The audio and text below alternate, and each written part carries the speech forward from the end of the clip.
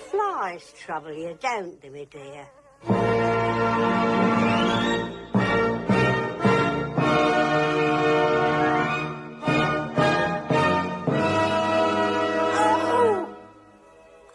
Perhaps they'll take your mind off it and do you good.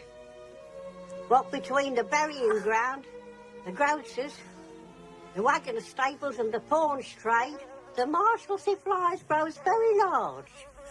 They sent us consolation if we did but know it. That's right.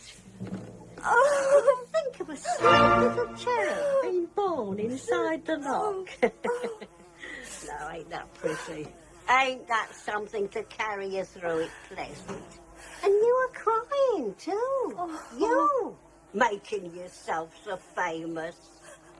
And all the flies are falling into the gallipotsy 50s. And everything's going so well.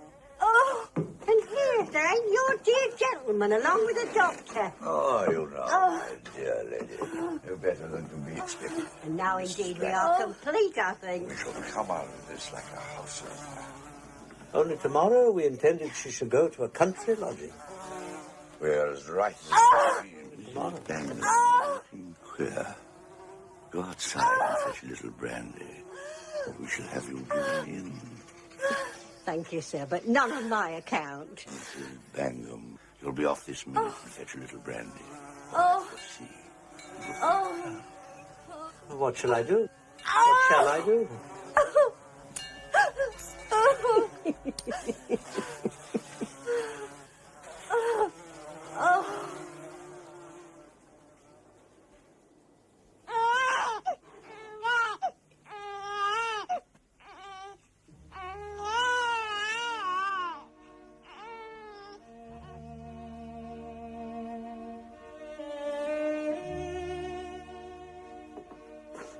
A very nice little girl indeed. Little, but well formed. Why, we ain't had such a thing happen here, my dear. Not that I couldn't name the time when. By rights, I ought to be the godfather. Perhaps you wouldn't object to really being her godfather. I don't object. All the family comfortable now? Yes, you've been very kind to us. I don't suppose we shall be here much longer now. A few weeks. Of course. Only a few weeks. Is he to go out soon? Out? He'll never get out. Unless his creditors shove him. I wonder. I wonder which is the helplessest. A newborn baby or him?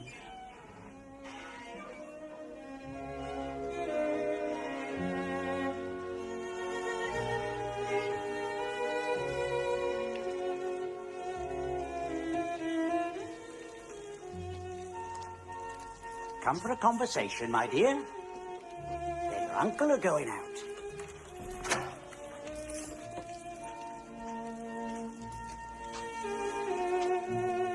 Take care now, Mr. Dorrit.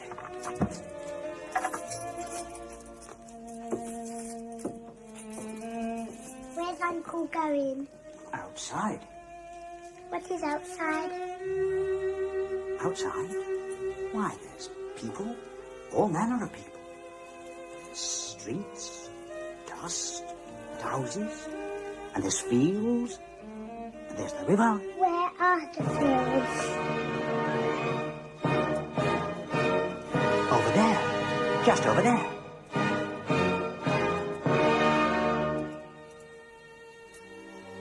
Is it nice to be there, Bob?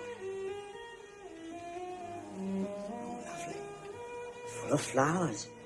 There's daisies, there's buttercups, there's dandelions, and all manner of games.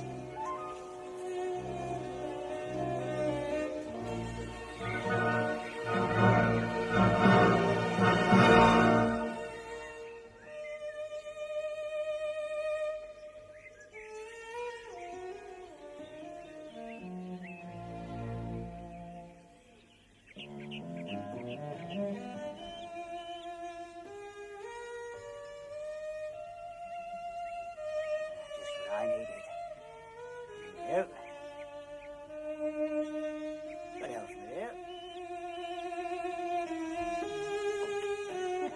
Have a little taste.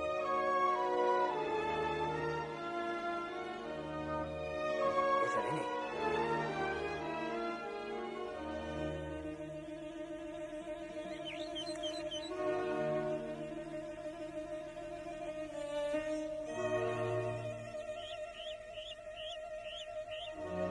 Was Father ever here? Yes, sometimes. Would he like to be here now? Now? Not particular.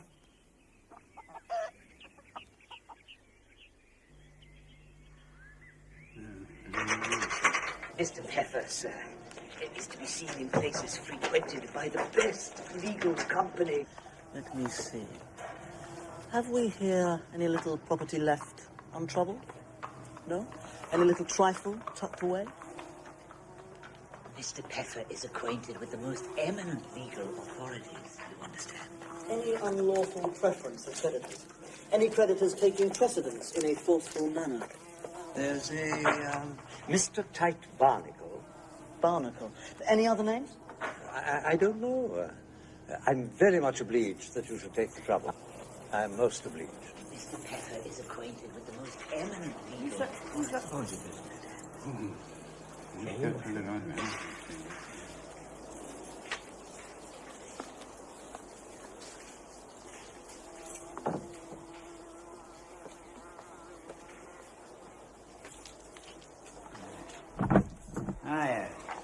Come on in, then. Yeah. Wait a minute, will you?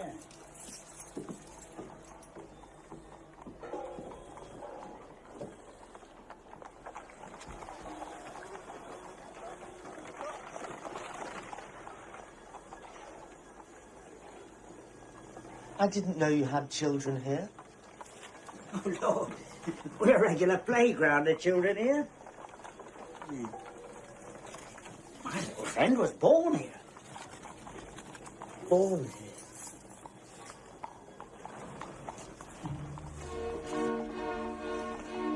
Father's a real gentleman, educated at no end of expense, plays the piano like 1 o'clock. Beautiful. Any little sticks are coming for you? Haven't got it. Knows languages too. Speaks French better.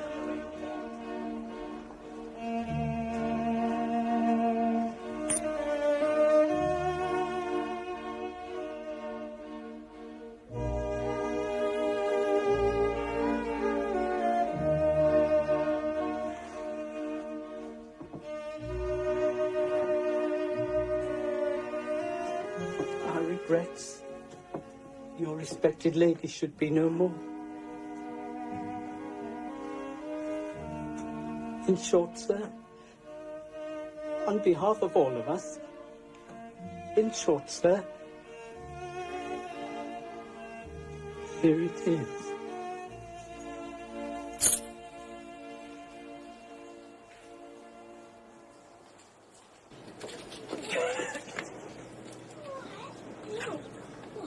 Would it inconvenience you terribly to give me some? Oh, child. Oh.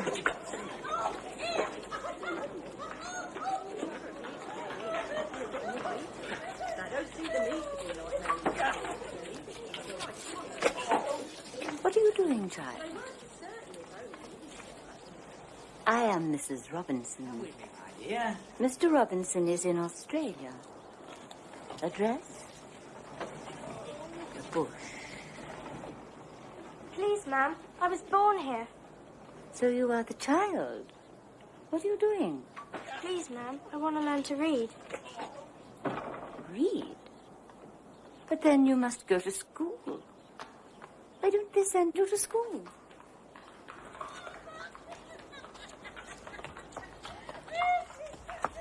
Amy, my coats are undone. Tie them up with me, please. Hurry! Amy, you're a dear.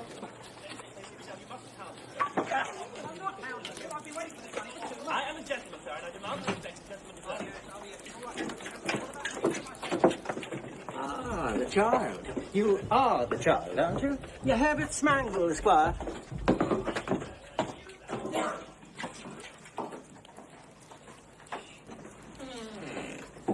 See to my cuff, Amy, if you please. How long you've been. You're a good girl. You're a very good girl. My favorite child. It's not very hot. Were there any letters? No, Father. What am I to do if that letter doesn't come? What am I to do, fettered as I am? Are you quite sure there were no letters? Can't someone carry the hot water for you? It's not heavy. My daughter shouldn't be seen carrying the hot water.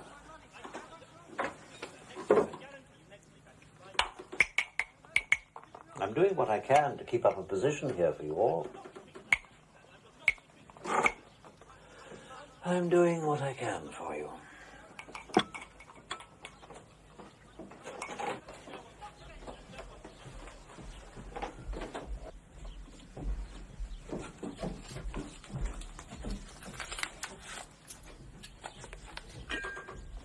With the compliments of Herbert Smangle on taking leave. This is very gentlemanly of Mr. Smangle. Quite unexpected. But I must say, very gentlemanly. He didn't see you with the kettle, did he, Amy?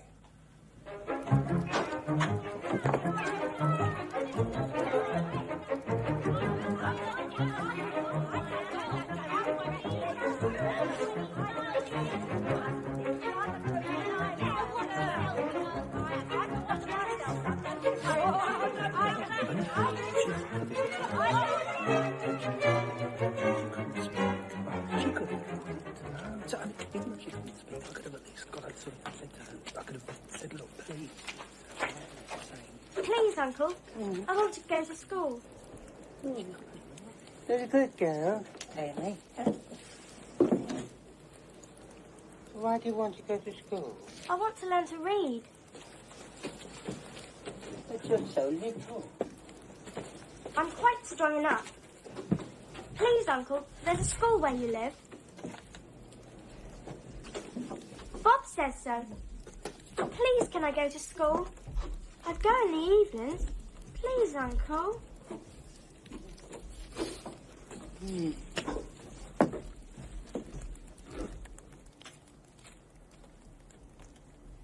Eight.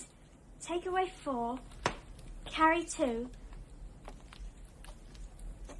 I can't make it out.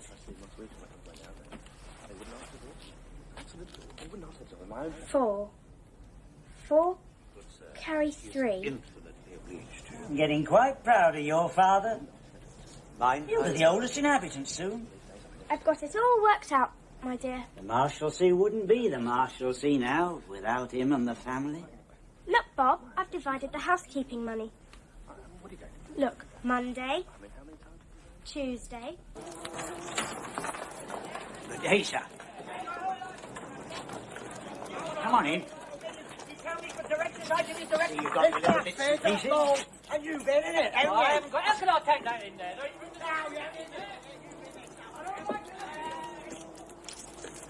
Get a move on, young fellow.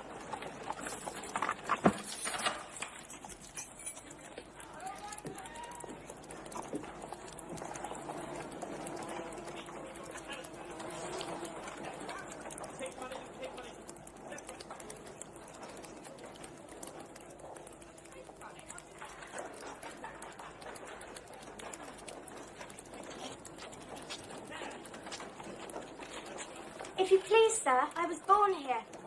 Oh, you're the young lady, are you? Please, sir, you're a dancing master, aren't you? Yes. What can I do for you? Nothing for me, thank you, sir.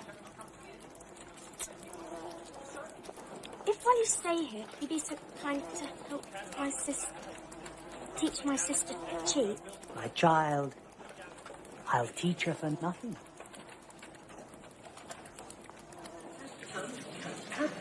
Come to the side and back.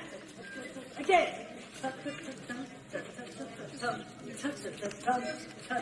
Good girl. And again, with the right.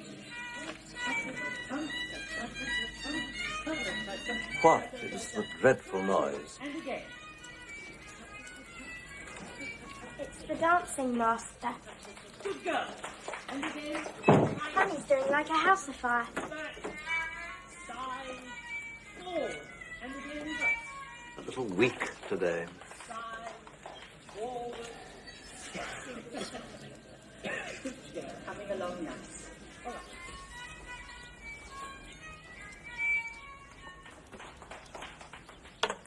Well, leave all that and come and talk to me.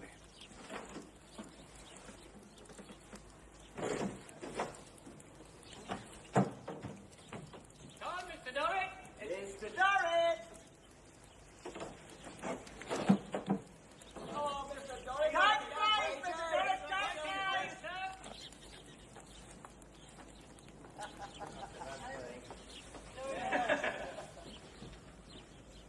You know they call me the father of the Marshalsea. I dare say 11 years in the place gives one a claim to the title. It looks a little small here at first, but there's some very good company among a mixture.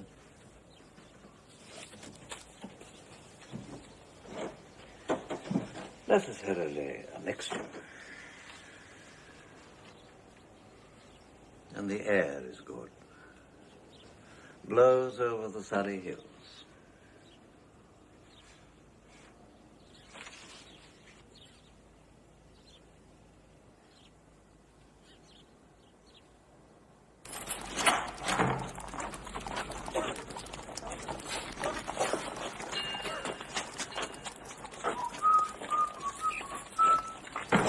And take great care of yourself. Yes, sir.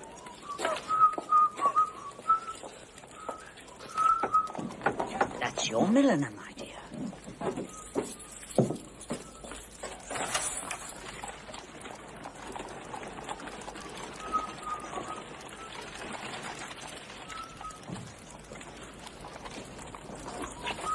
Hi. Me? What have you forgotten? What can I do for you? I've got to leave this for the father of the Marshalsea. My good sir, he is infinitely obliged to you.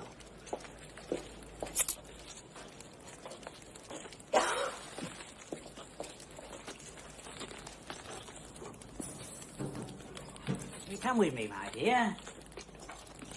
Reasonable. Social being.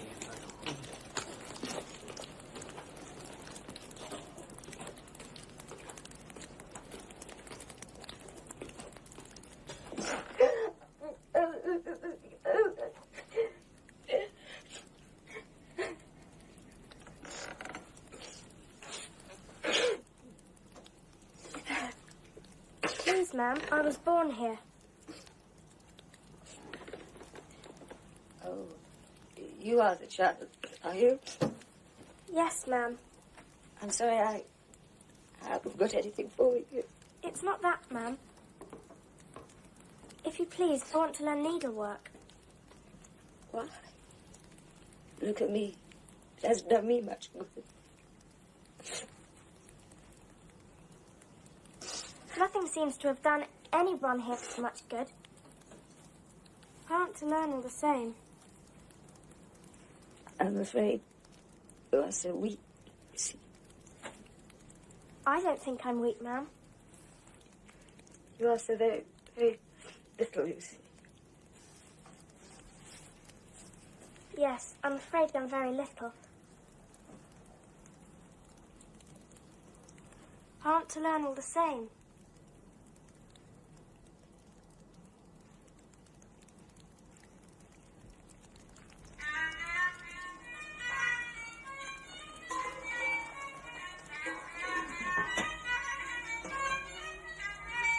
Doctor!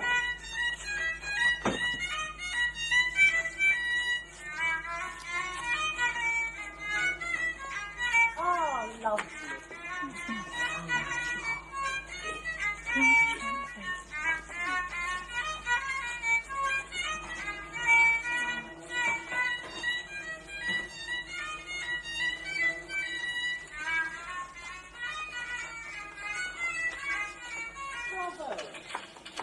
Bob, what's the comfortable tip? Well, my dear, something ought to be done for him. Suppose I try to get him into the law. That would be good of you, Bob. This won't do, my dear. Now that's better.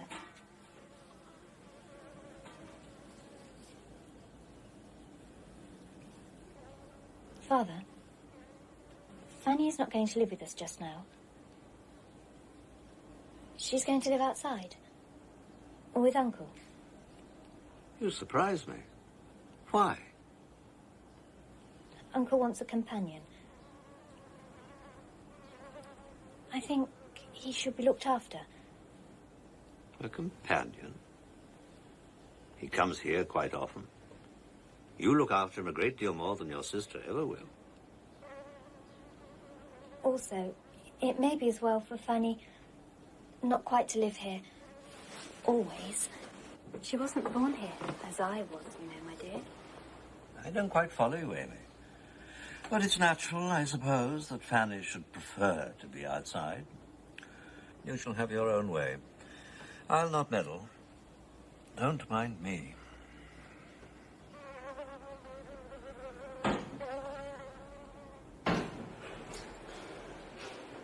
Now, stop a bit. Supposing Plornish was put out your bit of writing in a good place. Supposing he finds somewhere where they'd want a bit of needlework done. Do you remember that place? Swing around. Supposing he finds a couple of places in want of needlework.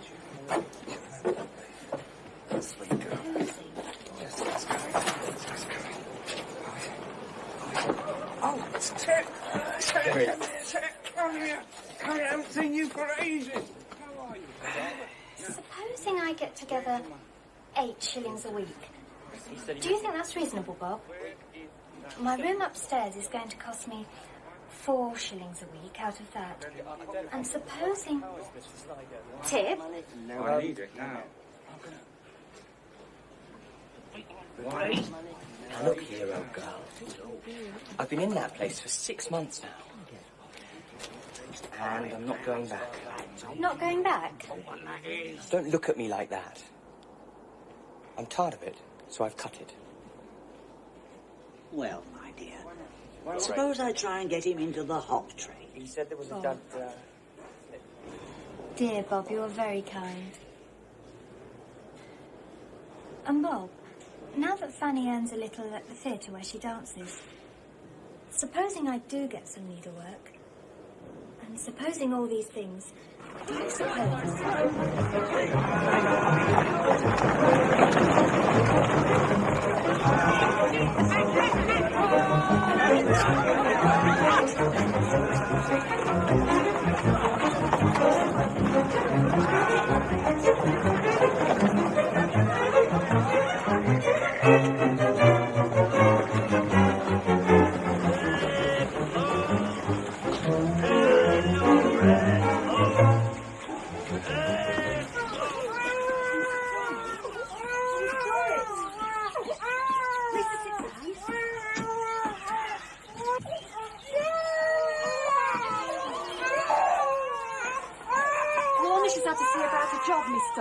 But he's left me the affair. Thank you, Mrs. Florence. It's a Mrs. Plenham Florence first. Down Cheapside, turn left. Then left past All Hallows Lane, then right.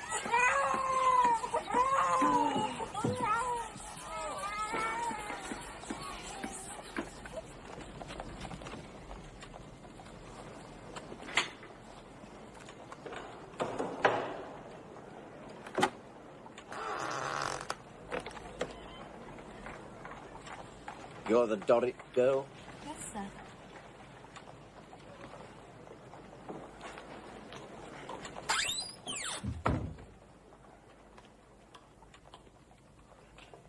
She's expecting you upstairs.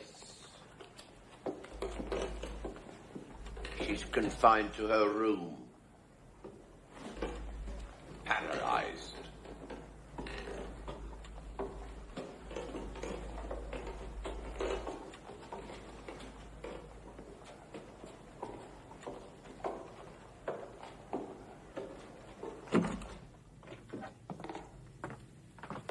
This is the girl. Amy Dorrit, ma'am.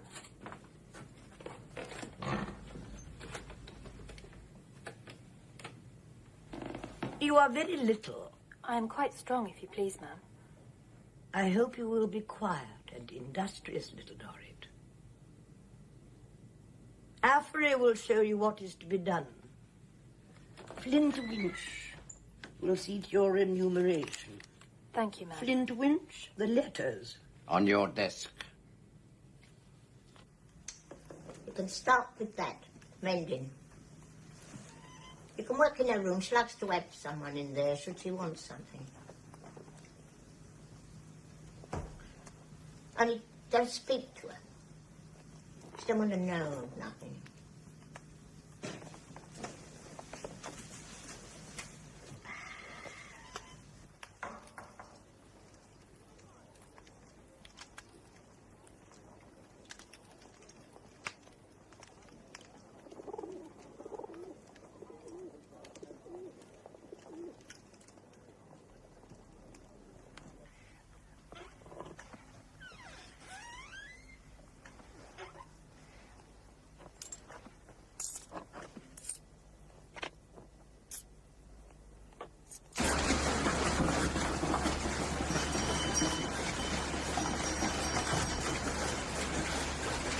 Good evening, Mrs. Tivary. I've come from Cool Snuff. And could I have 2 cigars, please?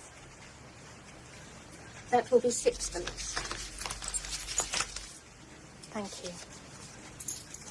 You've been so long. Look, Mrs. Tivary is sending you these with her compliments. Extremely civil of Mrs. Chivers. Very respectful. A very well-conducted family, the Chiveries. Such an odd old gentleman, Steve. With his head awry, and the knot of his cravat under one ear, quite like a corkscrew. And where was that? Outside. I've heard that they found Joe Brinklo's horse again, and the cook shop next door is having its sign painted, and a new shelf put into the window. You all go out so much. I haven't seen Fanny for days. Fanny is doing so wonderfully well, you know. She is, really. She looks so pretty in the dress I'm making for her now. Cream. A very good colour for her, don't you think?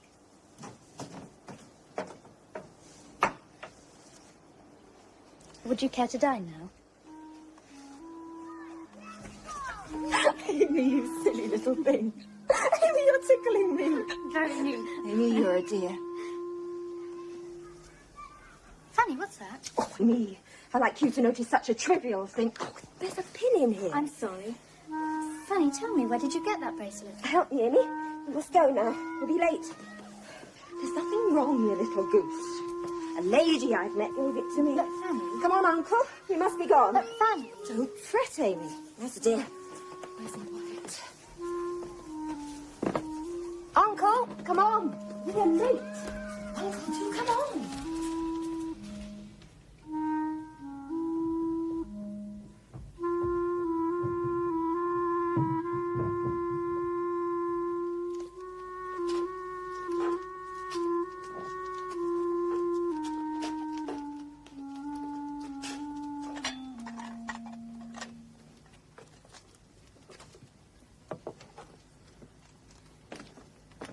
Every woman shall be calling for her tea. Stir yourself. Bustle. Yes, Jeremiah. Now, once and for all, don't keep her waiting.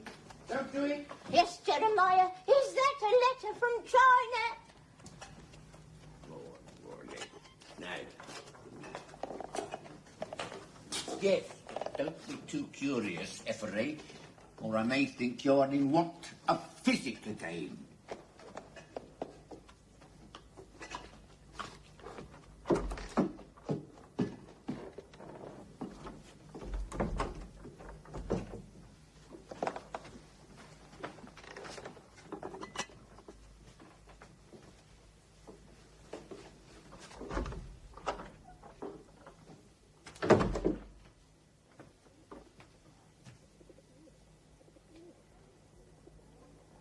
It's a letter from Arthur.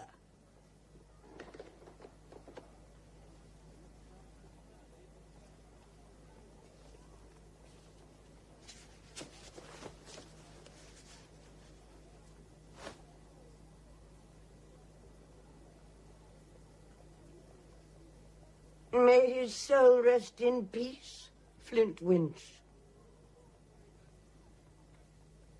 May his sins be forgiven. May his great sin be forgiven.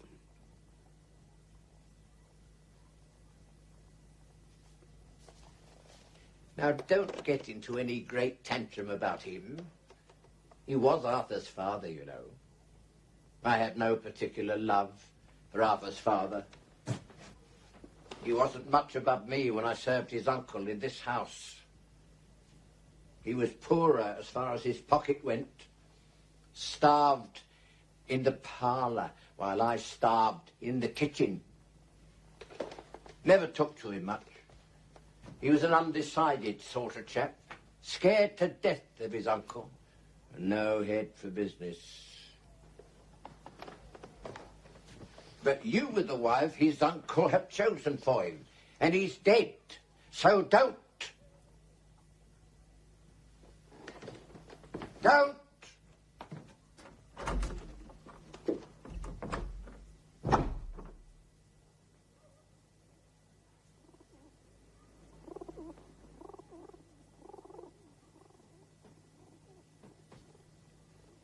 Do not forget.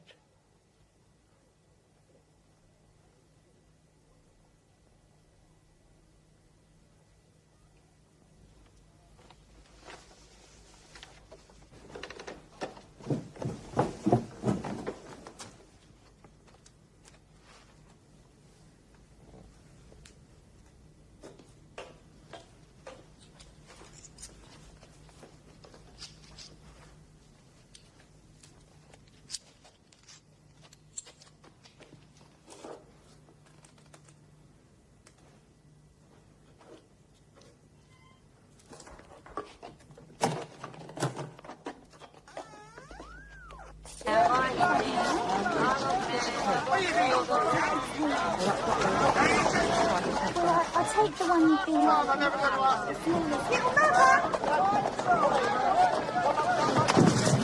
Oh, Maggie, I should come to Charles.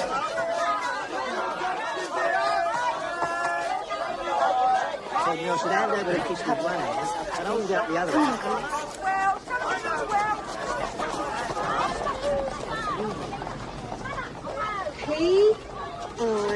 Pickles. It's very dear, Maggie, isn't it?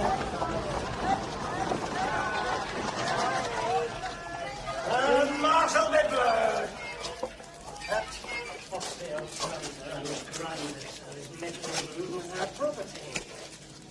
pretty strong there, ain't it, Dickens? The old grunter is intercepting the funds, so nipping about our property. Write a letter to the papers!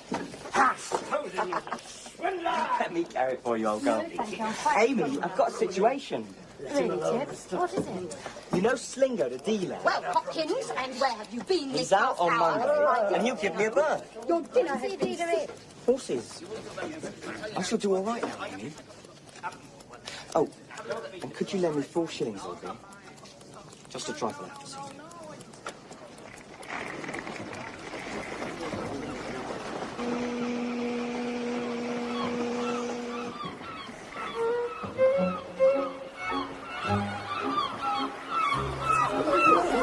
Less noise there, ladies. Less noise there, darling. Is she?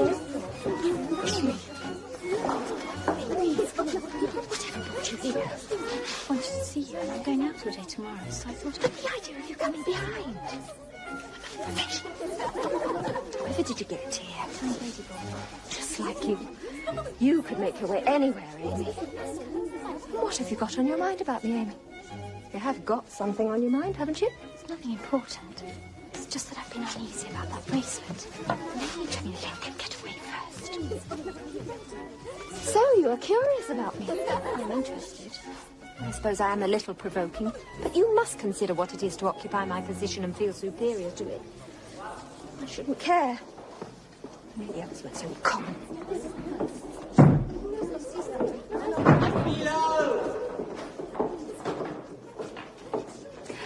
Uncle, it's time to go home.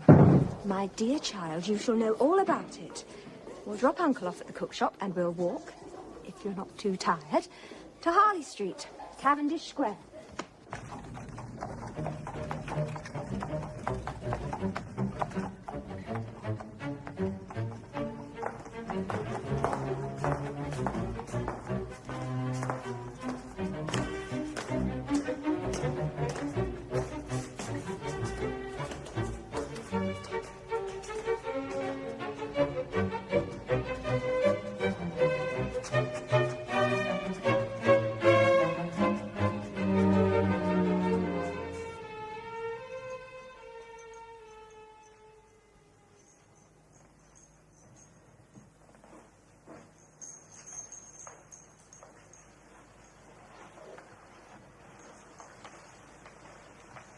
Mrs. Myrtle, my sister-in-law.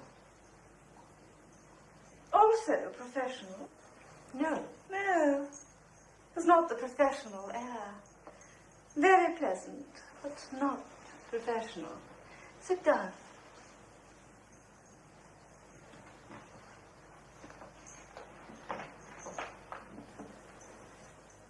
My sister, Mum, has been asking me to tell her how I came to have the honour of knowing you. And as I had engaged to call upon you once more, maybe you would tell her. I couldn't object, I'm sure, Miss Dorrit. I have a son. I was first married extremely young, of 2 or 3 and 20. He is a little flighty, and he is very impressible. I am very impressible myself, by nature. Not a misfortune in our natural state, I dare say, but we are not in our natural state. Society suppresses us and dominates us. But be quiet. We know society is hollow and conventional and very shocking. But unless we are savages in the tropical seas, I should have been charmed to be one myself, a most delightful life. And perfect climate, I'm told.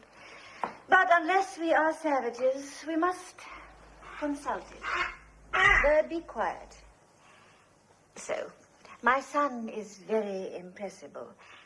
Now, the stage has sometimes a fascination for young men of that class of character. By the stage, I mean the people on it of the female sex.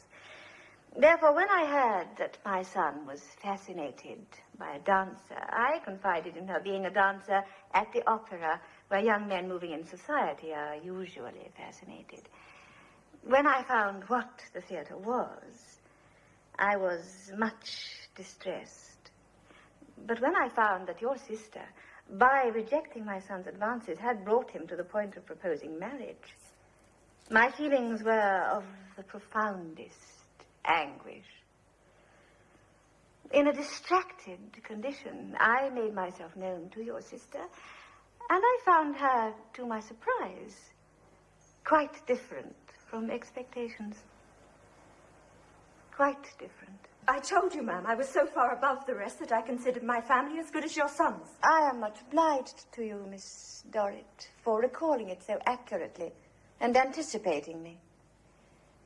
I immediately took a bracelet from my arm, I am a creature of impulse, and gave it to her as a token of my delight at our being able to approach the subject on a common footing. And I told you, Mrs. Myrtle, that my father's standing, even in the society in which he now moved, was eminently superior and acknowledged by everyone.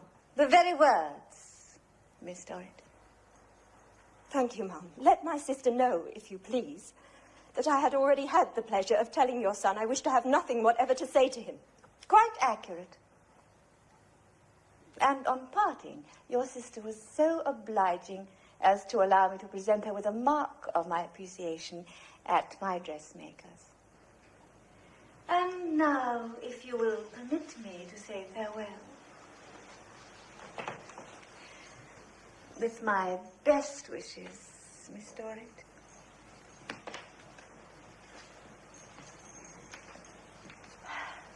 A more primitive state of society would be delicious to me.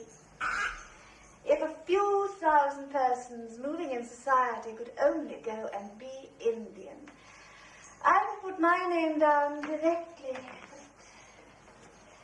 But unfortunately...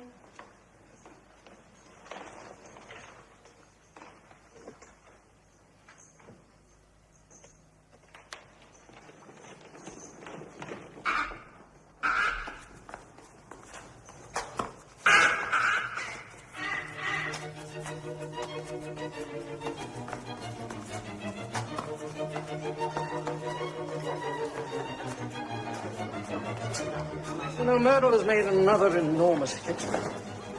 They say £100,000. I am yet to think that all this wealth is flowing into the coffers of a gentleman so ready to maintain the best interests of society.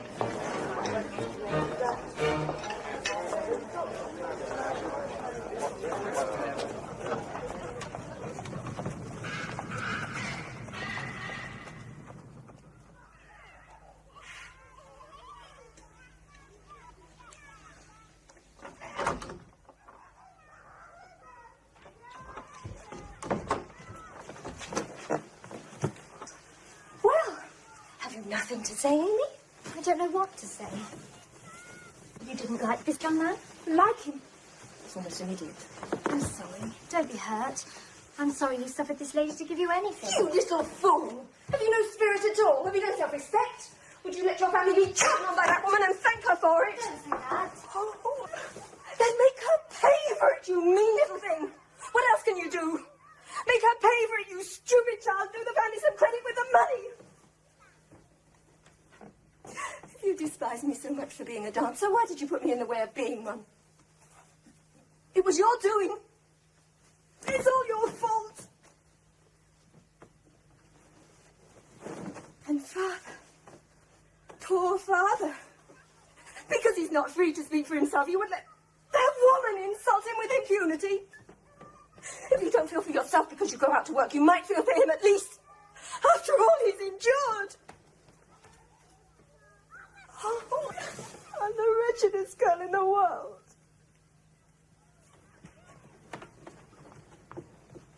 I wish I was dead.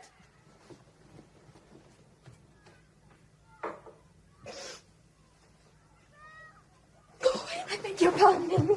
Please forgive me. Please, Fanny, don't say anything. I shan't go anywhere near dressmakers. I want only you to make my dresses, Amy, dearest.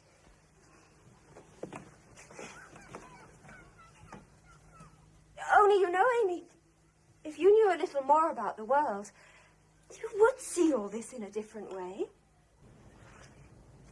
Noakes was at Garraway's yesterday. Closing price went down again last night. You should have bought. You made a mistake there, Jeremiah. It's going down. We should have bought, I tell you. You are one of the most opinionated and obstinate of women. That's what you are. It's going down, I tell you. I know I'm right. There is a demon of anger in you, Flintwinch. I don't care if there is. I don't like you to drop down upon me. I won't take it. You mean you don't like me remonstrating with you? I mean drop down upon me. I won't have it. I won't have you take such high ground with me when you... Flintwinch. Now. Here. Yeah, you know I'm right, but you will have it your own way. When you have a purpose, nothing will turn you from it. When I have justified it to myself. And then... You are the most determined woman on earth. And if you want to justify your purpose, then, of course, you will do it. I justify myself by the authority of those books. Never mind that. You want to make everything go down before you. You want to swallow everybody up alive. But I'm a bit of an oddity in point of temper. And the peculiarity of my temper, ma'am, is that I will not be swallowed up alive. And I'll tell you something else while I'm at it. When Arthur comes back, I'll not be standing between you and him like I stood between you and his father. He'll be crushed and pounded between the two of you. I won't have it. It won't be necessary. How do you know that? How do you know what he will want to do when he comes back? How do you know if he'll know even what he wants to do? How do you know he won't be like his father, all weak and indecisive? How do you know he isn't going to want to give up the business and take another stand? And how do you know he won't take after his mother after all? How dare you speak of her to my face? How dare you? How dare you speak to me like that? How dare you? I have brought up Arthur. I have brought him up to be dutiful and upright and submissive to me with wholesome repression and punishment. You mean you terrified him like you terrified his father? It was for his own good. I shall have seen it by the light I stood in. I tell you, Flintwich, it was for his good, not for the satisfaction of my injury. Who was I but an instrument of war against sin, appointed to reclaim that lost boy from that creature of perdition? Did I not devote myself to that task, concealing from Arthur all knowledge of his sinful past? I brought him up in fear and hardship and contrition, knowing that the sins of his parents lay heavy on his head. I watched him looking up at me with awe, with his mother's face, trying to soften me with his mother's looks, which hardened me.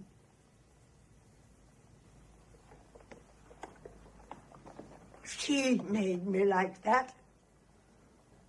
Arthur's father and I lived no further apart, with half the globe between us, than when we were together in this house.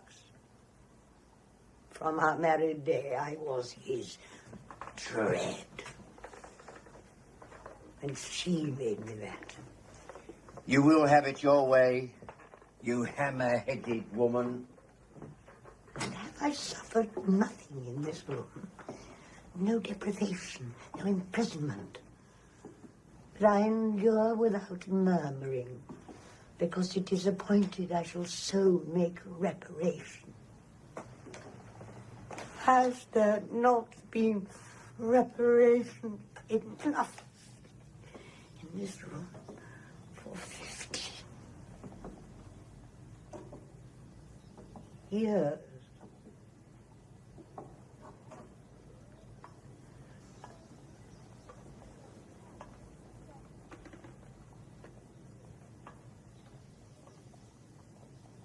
Mrs. Clenham, if you please, do you want the cuffs turned out as well?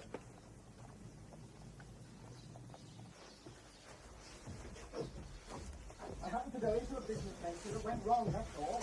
I know I don't have any money. Told you that man was rotten to start. It's nothing to do with you. It seems like a very good business venture. Amy. It's only that I was thinking of Bob. Poor dear Bob. He was a very kind man, old Bob. Very considerate. How old was Bob, Amy? He was just 69. Hardly older than me. Soon my funeral will go out through those gates, I know it. Oh, Father. It must be, it must be. Will anyone grieve for me? Will it make some talk? Will they say, that was the father of the Marshalsea gone, the poor castaway gone? But what does it matter whether such a blighted life as mine comes to an end now, next week, or next year? What am I worth to anyone? A poor prisoner, fed on alms, a squalid, disgraced wretch. Father, please, please don't. Amy, my poor little girl, my poor motherless child. What will you remember of me when I'm gone? Please don't, darling. Please don't. Amy, how much better you would love me if only you had seen me as your mother saw me. I was young and accomplished and good-looking People sought me out. They envied me, Amy, they envied me. Father, darling, please look at me. I love you. Please, darling. If only I had a picture of me in those days. You would be so proud of me. I am proud of you. I'm proud of you. I'm proud of you. You're kind, and you're the handsomest man I know. I'm proud of you. Look at this linen. Isn't it soft? I'm going to make you some new shirts, the handsomest ever, with a double row of little stitching around the collar. Whoever else has a double row of stitching to their collar now? I never was such a turn of it just now before you come down. What? The noise. And such a curious movement. Rats. Cats. Water. Drains. No. I've heard it before and felt it. Once in the staircase, like a rustle and a sort of trembling behind me. Affery, my woman, if you don't get Mr. Arthur's coffee pretty quick, you're going to become sensible to a rustle that will send you flying to the end of the kitchen. Mrs. Affery, shall I fetch the linen out of Mrs. Clennam's room? Yes, and be quick. Mr. Arthur be coming down soon.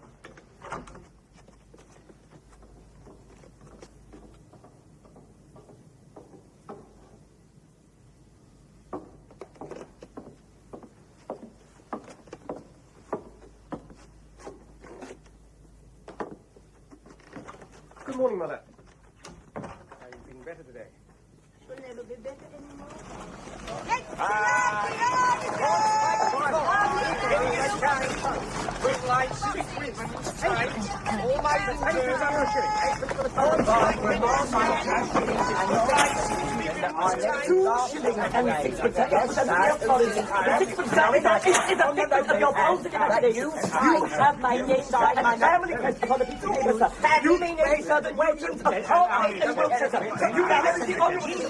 But if he came sneaking and sniffing about the fund, he should be given to understand that he has no right to it. Wasn't that my idea? Come back, Amy. What do you mean you've come It back? certainly was. As you say, sir. Amy, I'm afraid you'll be vexed this time. What do you mean to? I've come back as one of the regulars, you see. Oh, no. Oh, Tip, not a prisoner. Don't say that. I don't want to say it. But if you can't understand without my saying it, what am I to do? Let it be fully understood that I shall not neglect. Kill Father if he finds out. Oh, Tip. His favourite pickle. It took me so long.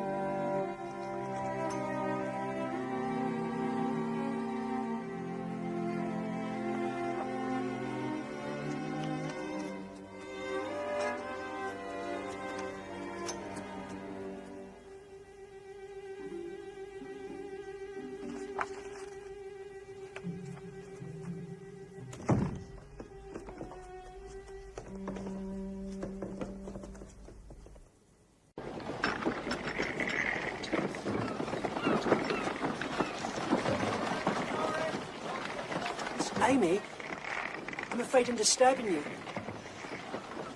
Mr. Doritt said you might be here. Miss Amy. Miss Amy, I beg you to listen to me. I know very well that your family is far above mine, and your brother and sister spurn me from a height. And my station, viewed as tobacco or viewed as the lock, is lowly.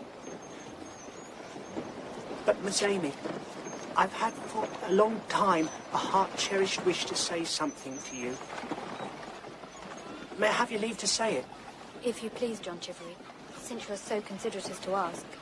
If you please, no. Miss Amy. No, if you please, never. But, John, when you think of us, my brother and sister and I, don't think of us as being different from anyone else. It will be much better. And never think of me, nor this place again. I'm saying this because I trust you. Goodbye, John.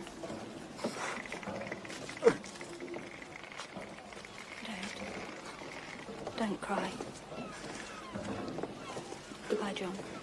Goodbye, Miss Amy.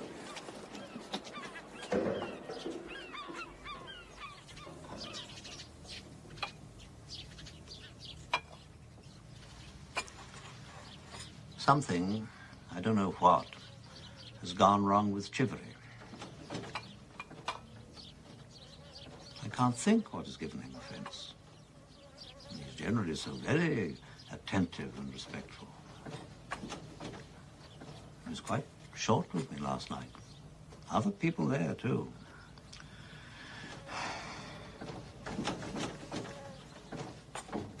It's impossible to forget, unfortunately, that I am so dependent on these people for something every hour of the day.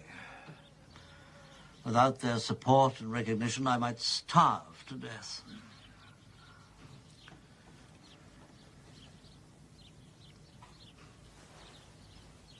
I can't think what it could be.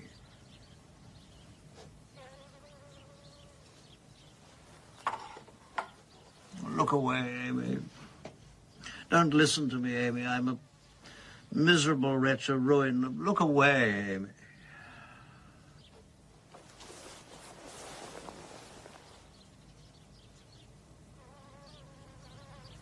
"23 years here. All I could do for my children, I've done it. Amy, my love, I've had you principally in my mind. Whatever I have done it for your sake, freely and without murmuring. I've done it for you."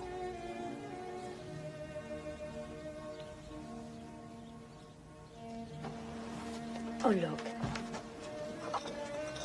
Soon we shall have some runner beans. With butter and parsley, you know.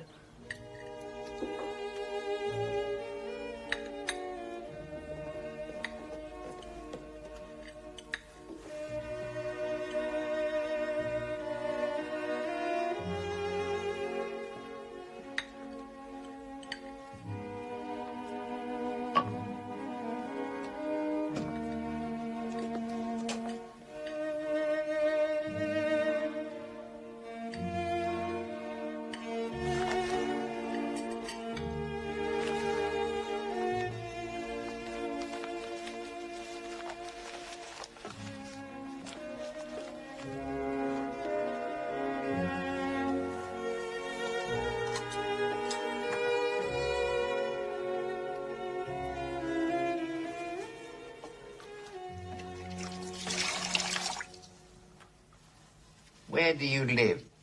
Oh, quite far, on the other side of the river. Oh.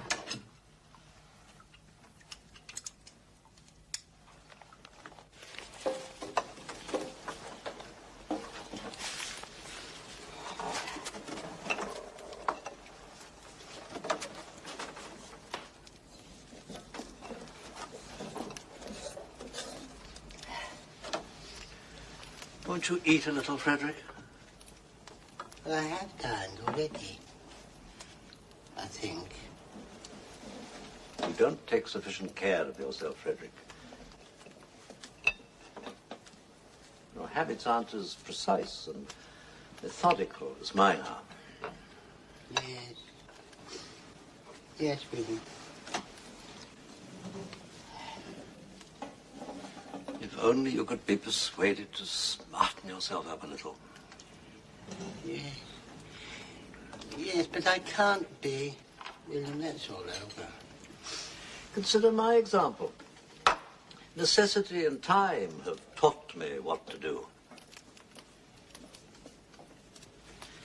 I'm not like you, William. I know nothing of the world. I'm only passing.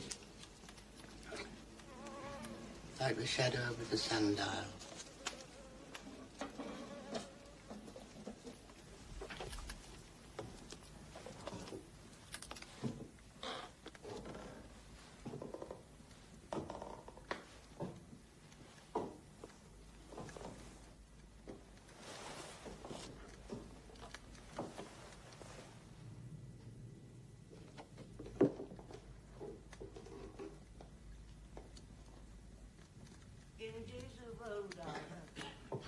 Men beloved by the Lord.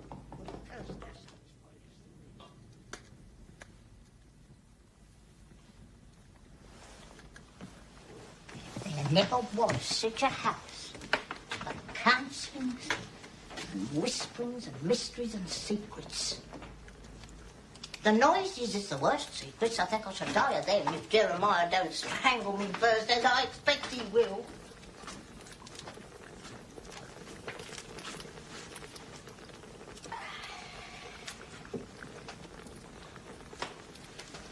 Don't you ever hear the noises? What sort of noises, Mrs. Affrey? Well, rustlings and scramblings about and tremblings, treads overhead, treads underneath. I don't think so.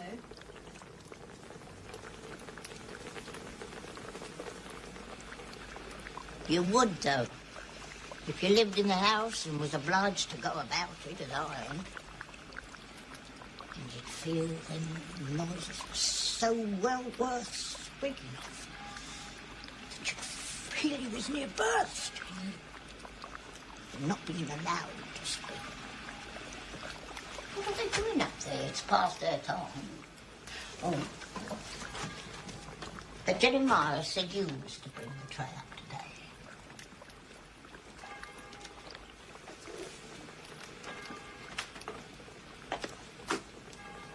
Arthur, he ought to get the better of them two clever ones his own self. He really ought.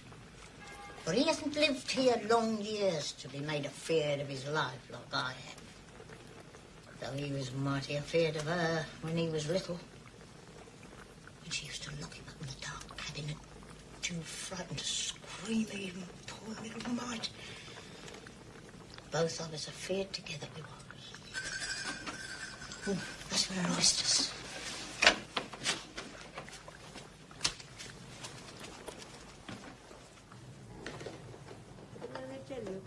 If you ever speak of this again, I will.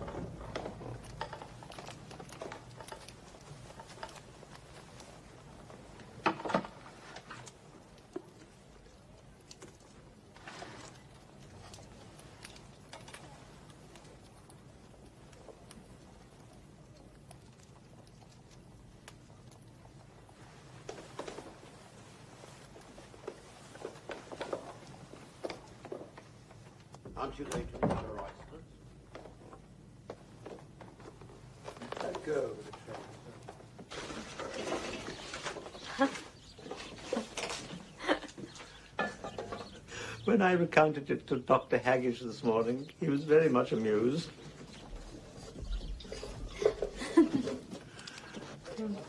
I can't think why I've strayed into this story. I really can't see the connection. William, I found this gentleman, Mr. Clement, son of Amy's friend, at the outer gate, wishful to pay his respects, but hesitating to come in. This is my brother William. Mr. Clennam, you do me honour. You are welcome, sir. Pray sit down. Oh, thank you. Welcome to the Marshalsea, sir. I have welcomed many gentlemen to these halls. You will excuse, Mr. Clennam, the primitive customs to which we are reduced here. If you would do me the honour, sir. Thank you. No. Thank you. Your first visit here, sir? My first. You could hardly have been here without my knowledge. It very seldom happens that anybody with any pretensions comes here without being presented to me. Amy, my dear, I've been trying half the day to remember the name of the gentleman from Camberwell who was introduced to me last Christmas. You know... I don't remember. I mean the gentleman who did that handsome action with so much delicacy. Mr. Clenham, you may like to know what it is. Very much. It is so generous and shows so much fine feeling that it is almost a duty to mention it. This gentleman had a garden, though he wouldn't say so at first, as gardens are not accessible to me, though it came out through my admiring a beautiful cluster of geraniums, very fine geraniums, which he presented to me with a piece of paper round it. He made a particular request that I should remove the paper in half an hour. I did so.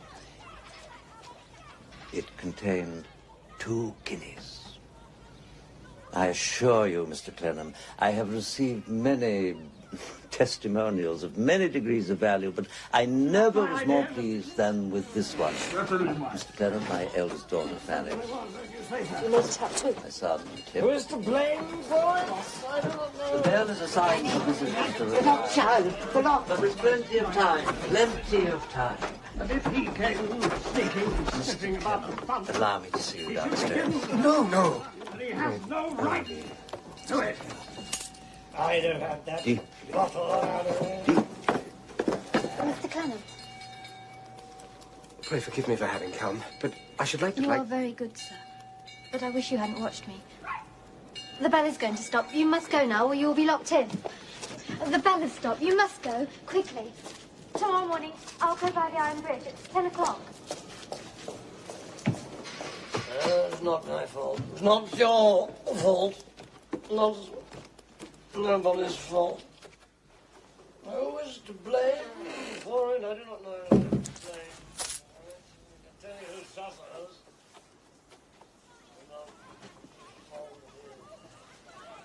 Not my place. And even if I did, nobody would find.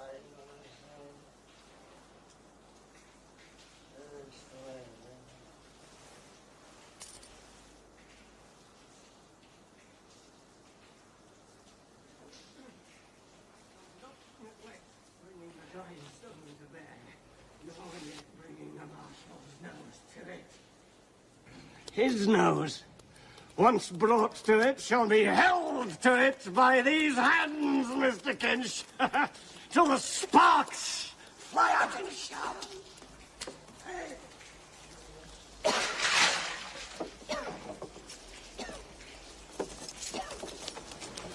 And I've got his pally pad. And the gentleman last night was locked in, you know. Oh, I'm sorry. Right. When he had a bed, he was snug away. What do you go all so-and-so for? Where are you going? Can I come with you? No. Reply. Go on. No, Maggie. I'm going to work.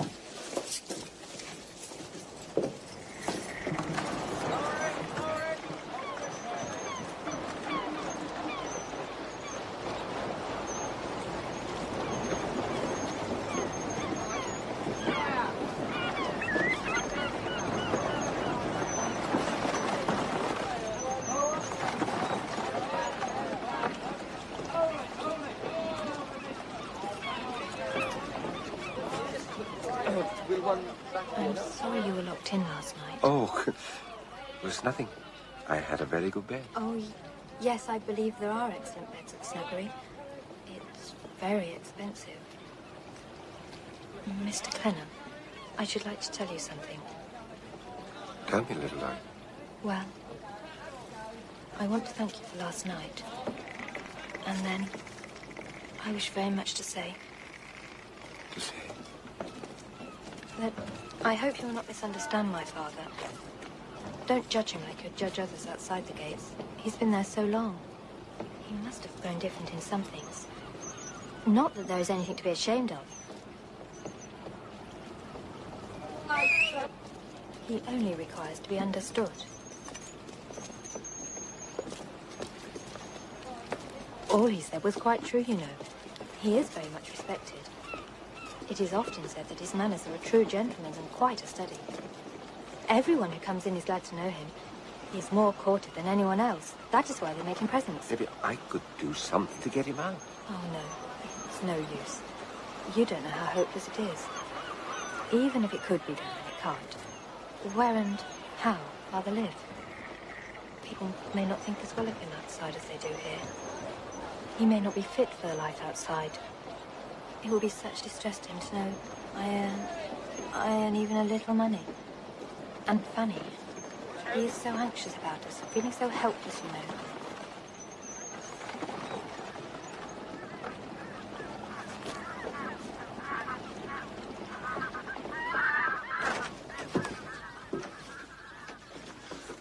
I'm going to say goodbye, old girl. I'm off.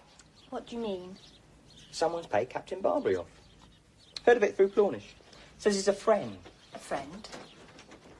Plornish makes an awful meal of it, too. Anyway, I'm cutting it, Anne. I'll see you. A friend? Tip! Tip, who is it?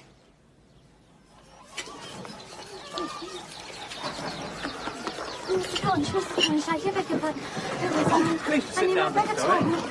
I mean, the gentleman that paid off Captain Barbary. I'm not to tell, Miss Dorrit. Sworn to secrecy. All I am at liberty to say is that the gentleman is a friend. I dare say I could say that he is the son of a friend of yours, and I could say that he gave an address in Covent Garden.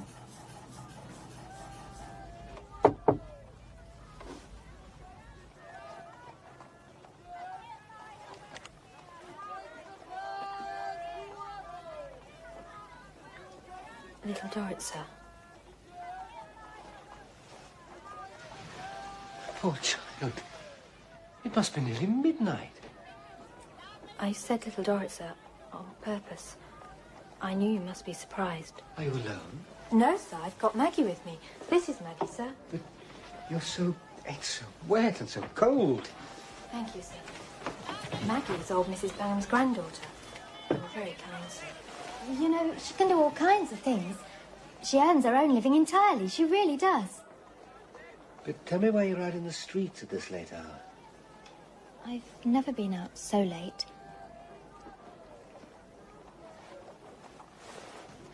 We've been to the theatre where my sister works. I like to know how she's doing. It's not often that I can do it. I pretended tonight that I was at a party. Oh, no, certainly. I was never at a party in my life. I could never be of any use if I didn't pretend a little.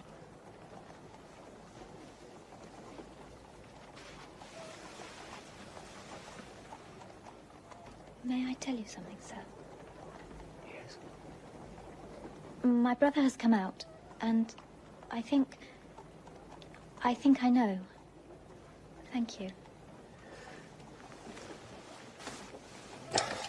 I'm very glad for your brother, little Dorrit. There is something else. I hope you will not be offended, sir. I promise I won't. I hardly know... If you come back to see my father again, please, Mr. Clenham, don't do it. Don't give it to him. Don't give him any money. You don't know what he is. You don't know what he really is. How can you, seeing him there all at once and not gradually, like I have done? I understand, little Dorrit. I couldn't bear it if you, of all people, were to think ill of him. I quite understand. Have a little to eat. No, thank you, sir.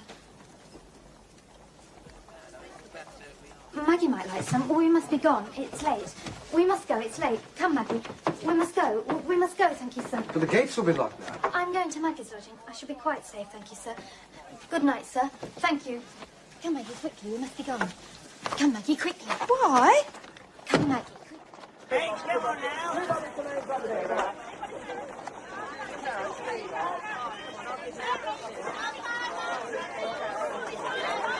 You move, you see.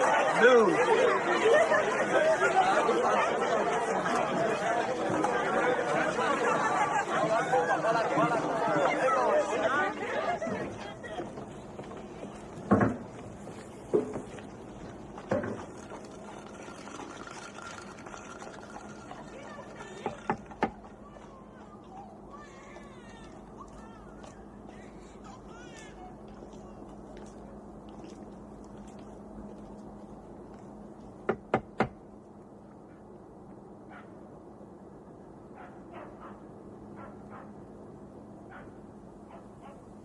It's a good lodging for you, Maggie, and we mustn't wake anyone. So we must be patient, my dear, and wait till day.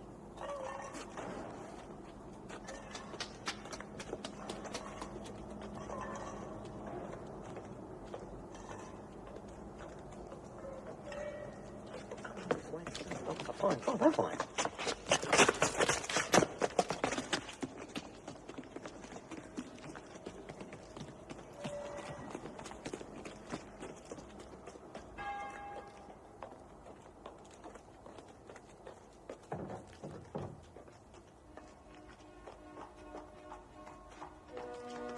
It's all very fine for you, but I'm a poor thing. Only 10 years old.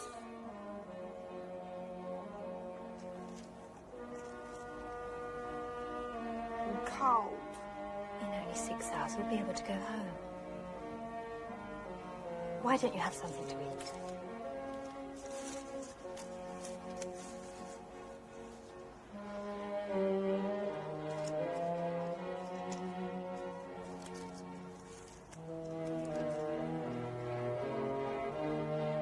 I'm cold. I want to go to sleep. It'll soon be over, my dear.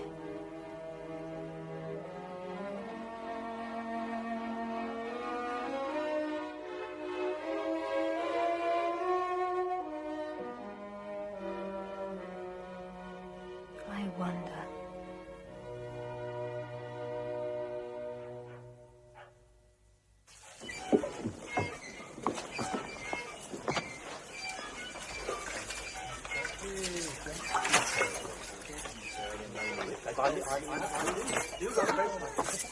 I cannot go now, sir. I'm waiting for the story.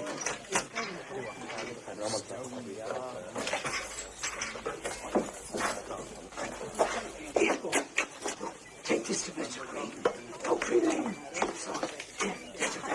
A great story. I have a message from the gentleman.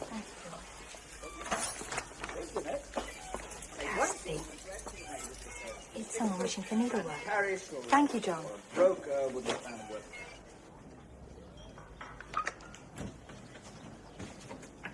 I'm really so sorry that I should happen to be late on this morning of all mornings, because my intention was to be ready to meet you when you came in, and to say that anyone that interests Arthur Clenham half as much must interest me, and I'm so glad. Instead of which they never called me, and good gracious, child, there you were sitting out in the cold, when I expected to find you by the fire and reading the paper. Hasn't that heedless girl given you the message in the end? And if you don't happen to like either cold fowl or boiled ham, bread and butter and a cup of tea is all I usually... My dear child, what absolute nonsense! I can never hear of such a thing. You are coming here on the footing of a friend. Besides which, Arthur Clenham spoke to me in such terms. You're looking tired, my dear. I dare say you live a great way off. No, I'm quite well, thank you, ma'am. Then take your tea at once, I beg. I am obliged to be careful to follow the directions of my medical man, although the taste is far from agreeable. Being a poor creature may be never recovered from the shock received in youth, from giving way to too much crying in the next room when separated from Arthur. Have you known him long? I've met him at his mother's on his return from China. Was it at Arthur's mother's, was it? Oh. Highly sensible and firm, but dreadfully severe. Ought to have been mother of the man in the iron mask, glowering like fate in a go-kart. Shocking comparison. Really an invalid, and not her fault. Mrs. Clenham has been very kind to me. Has she really now? I'm glad to hear it. Speaking as Arthur's mother, it's naturally pleasant to my feelings. Shall I find my work somewhere, ma'am? There's really not the slightest hurry. It's better we should begin by being confidential about our mutual friend. Very proper expression, mutual friend. Are you sure you're quite well and strong enough to work today? Thank you, ma'am. I have always been strong enough to do what I want to do. I'm quite well, thank you. I would rather work these. Well, you shall have your way. You must know, my dear. No doubt you know already. Because I have thrown it about in a general sort of way, and because I feel it carry it stamped in burning what's-his-names upon my brow, that before I was introduced to the late Mr. F, I had been engaged to Mr. Arthur Clenham. We were all in all to one another. It was the moral life, it was bliss, it was frenzy, it was everything of that sort in the highest degree. When rent asunder we were turned to stone, in which capacity Arthur went to China and I became the statue bride of the late Mr. F. Romance fled, as I said to Mr. F when he proposed to me. And you will be surprised he proposed 7 times. Once in a hackney coach, once on a pew, once on a boat, once in Tunbridge Wells, once on a donkey, and the rest on his knee. Such is life, you see, my dear, and yet we do not break but bend. I will draw a veil over that dreamy life. Mr. F was in good spirits and we settled down.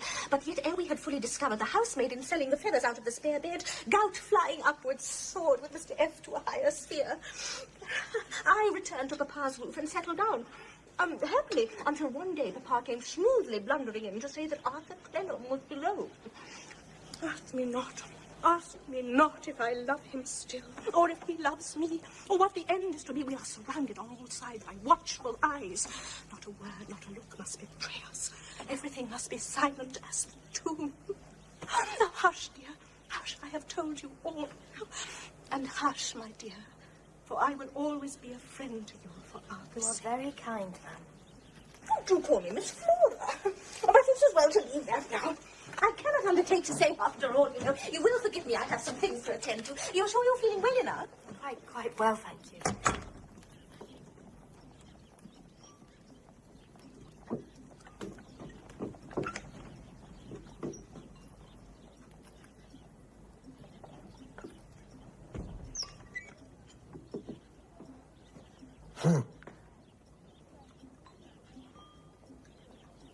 Busy, I see.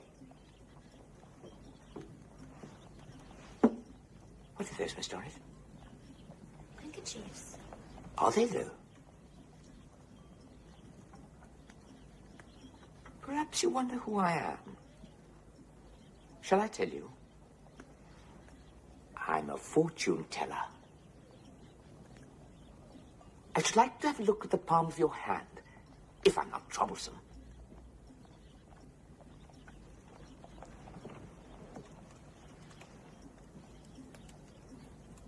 Years of toil, eh? What else are we made for? Nothing. Hello? What's this with bars? And what's this with a grey gown? A father? And what's this with a clarinet? An uncle? And the dancing shoes? A sister? And this loitering about? A brother? And this, thinking of them all. Why, it's you.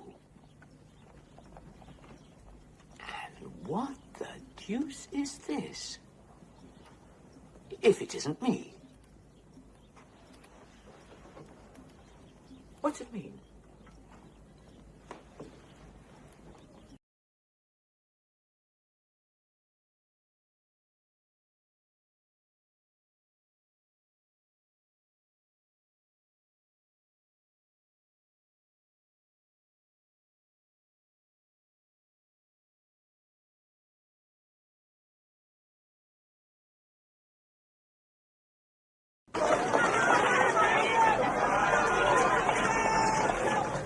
What's that, little brother? I've seen him often, staring. He calls himself a fortune teller. I wonder what he knows.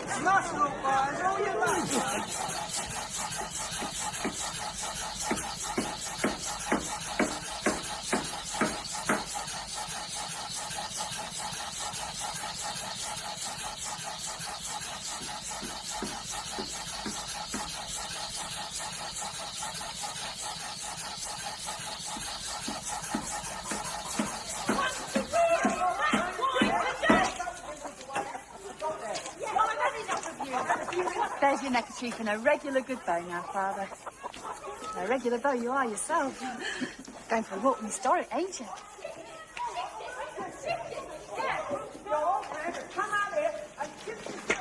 Okay, Father, I'm big Mr. Nandia's for birthday.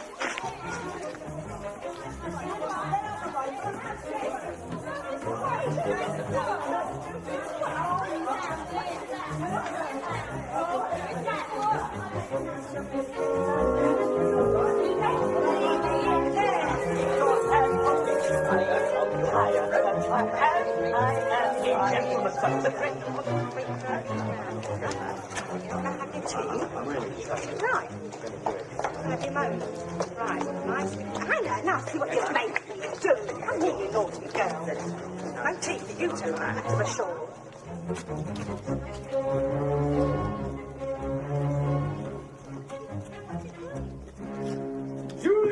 Caesar! Julius Caesar! I could have believed a great deal of you, but I don't think I could have believed this, even of you. But Fanny... Don't fanny me. You're allocating a little piece of goods. The idea of coming along in the open streets in broad daylight, arm in arm with a pauper. Fanny... The way you are determined to disgrace us all on all occasions is really infamous. The principal pleasure of your life is to remind your family of their misfortunes, and the next great pleasure of your existence is to keep low company. You common-minded thing. You complete prison child. But Fanny... Amy. But Father... Amy, I have done what I could to keep you select here, to retain a position for you here. I may have succeeded, I may not, I don't know. I have endured everything, but not humiliation until today. But Father, I thought you would be pleased to see him. I thought you like him. I didn't mean to... Say no more, Amy, say no more. I will forget it as soon as I can. I shall soon be able to dismiss it. I'm always glad to see my old pensioner. It's quite true. How are you, Nandy? Is something wrong? Come, Nandy, come and sit here. Are you well, Nandy? There. There's Mr. Clennam coming up behind. Good. There. You comfortable, Nandy? I'd rather not see Mr. Clennam, Father.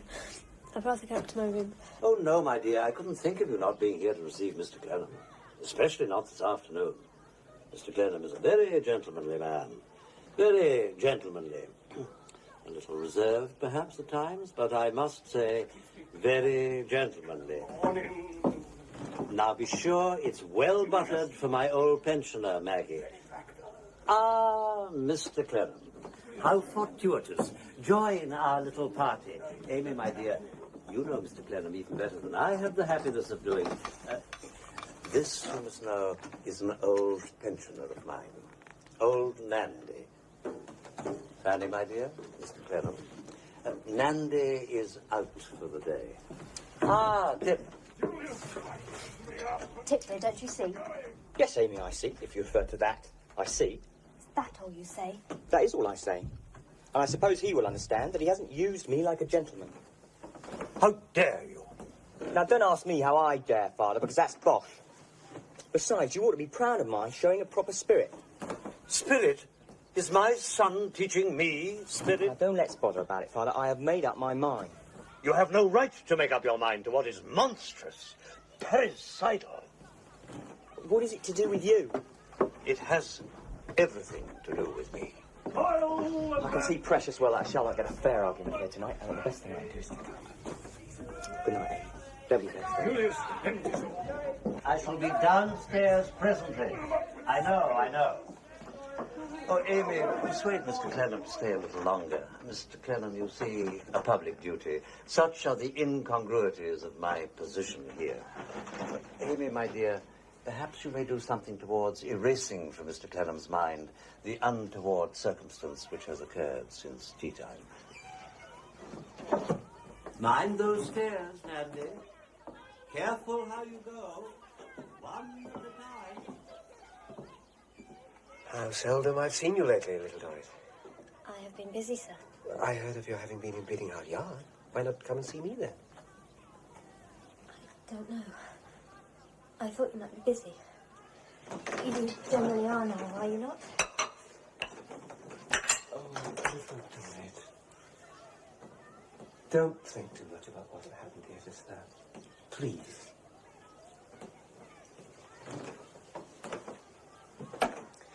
I'm a friend, you know?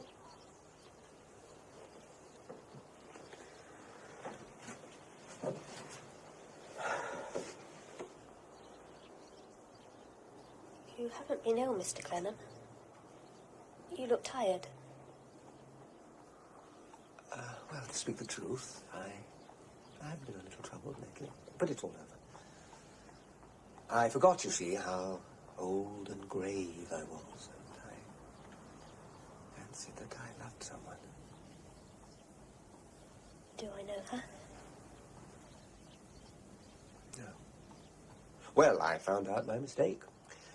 And I thought about it a little, and I considered how old I am. And why am I telling you all this, little Dorrit? Because you trust me, I hope. Yes, I do, and you must trust me. Why do I never see you these days? My place and visa here. I'm better here. I'm much better here. It's here that I want to be. Thanks. The gypsy. Fortune telling. How do you do, Miss Dorrit? Capital company here. I've been treating them all round. I mean, wonderful fella. Can't stop a minute. I shall be missed. Mr. Clennam, if you'll step outside the room a moment. I hope you don't mind, Miss Dorrit. I wish you good night. What can I do? Good night, little Dorrit.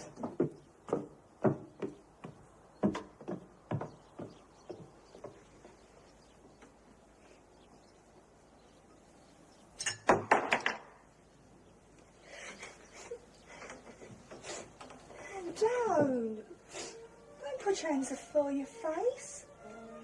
It weren't my fault.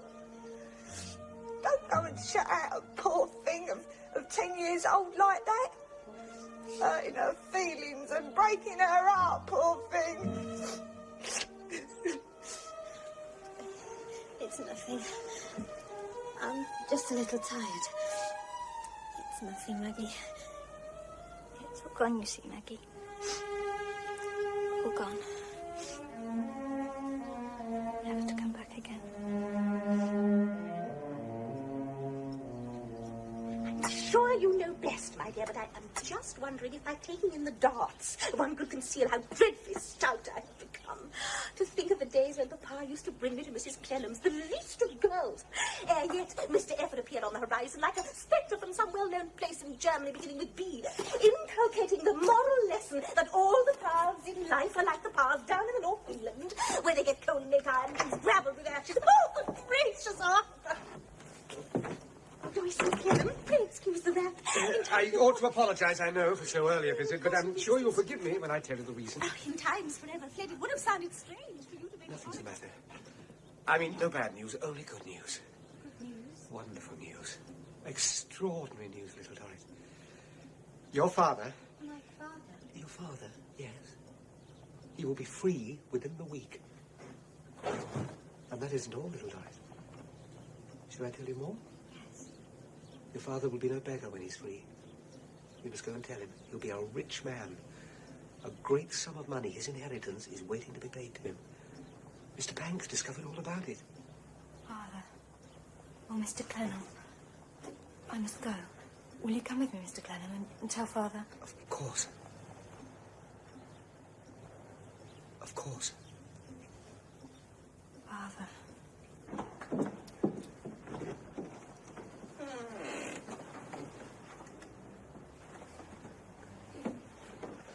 I shall fetch some wine, I think.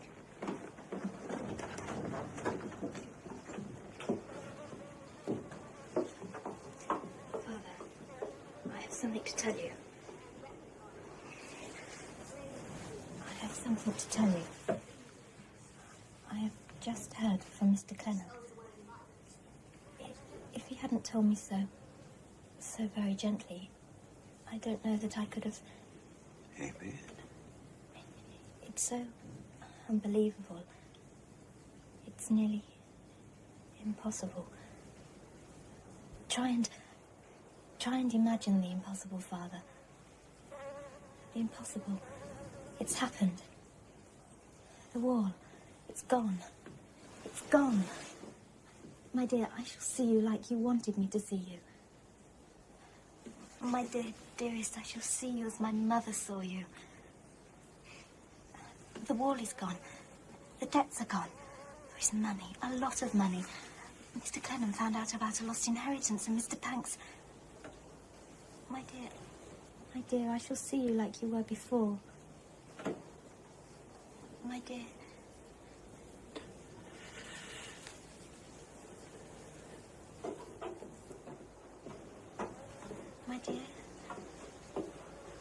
Oh, Mr. Clem. Mr. Clem. Thank you. It really is very extraordinary. We found the most... I mean, Mr. Panks has worked it all wonderfully well. Mr. Panks shall be handsomely recompensed. Assure yourself, Mr. Clem, that everybody concerned shall be nobly rewarded. No one shall say that he has an unsatisfied claim against me.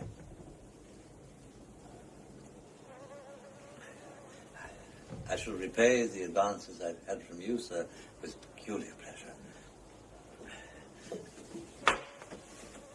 All the people who have been well behaved towards me and my family shall be rewarded. The chivalry shall be rewarded. Young John shall be rewarded. Everyone shall be rewarded. Will you allow me, sir, to supply any present contingency? Thank you, sir. I accept with readiness. I'm obliged to you for the temporary accommodation. Exceedingly temporary, but well timed. Amy? Amy, my love, your sister must be told, and your brother. He obviously wanted to show himself, Mr. Dowling. And your uncle. Oh, have you See to the collar, monsieur. On my coat.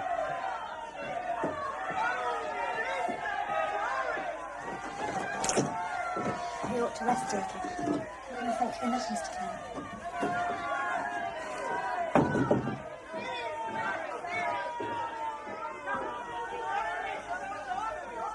Poor things. Does it mean that I could pass through the lodge at this moment and take a walk? I think not. Not quite yet. Very soon. Only a few more days. A few more days? A few more hours. A few hours? It's very easy to talk of hours. How long do you suppose an hour is to a man who's choking for want of air?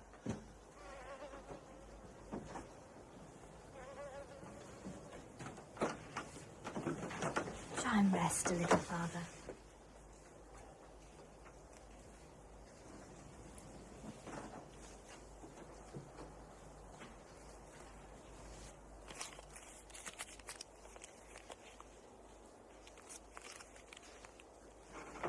And make sure you get plenty of them, Maggie.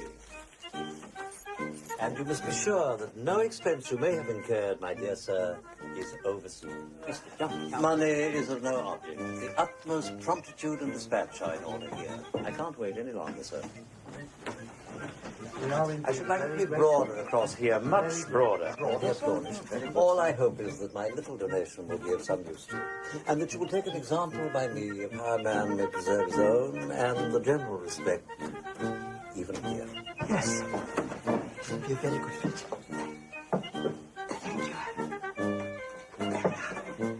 Thank you.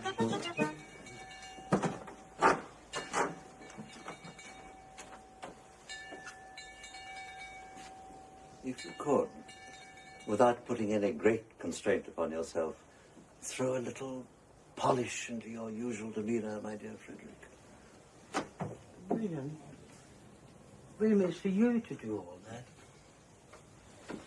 It's all forgotten. It's all forgotten. For that very reason, you must positively try to rouse yourself. Your position as my brother, my dear Frederick, is now a fine one. A very fine one.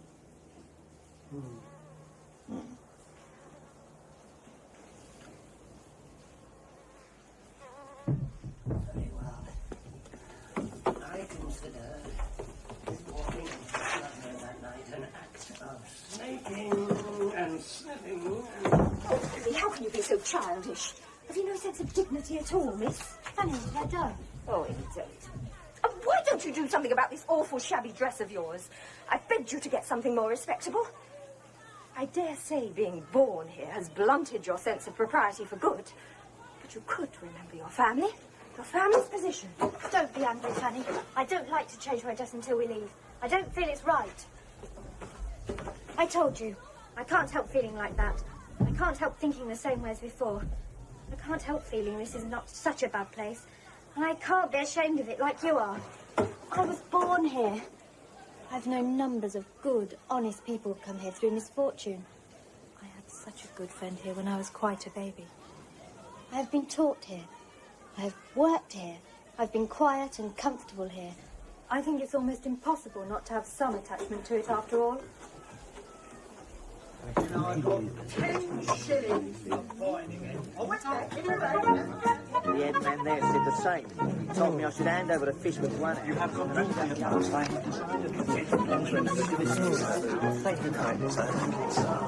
What business? What's it?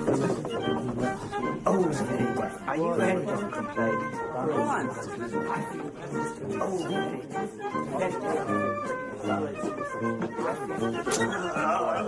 When I went Julius! And I'll have it back on Tuesday, 6 weeks' time, at 12 before noon. You really have to go very, very far away, Father. It's high time you and your sister and your brother saw a little of the world, child. Besides, people in our position travel.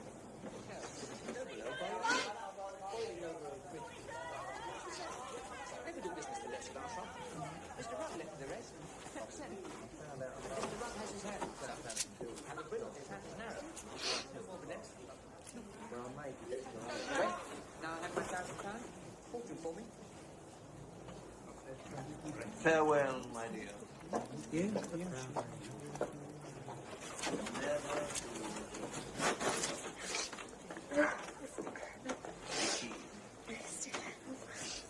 Mind the poor. My friend. Mr. Clenham.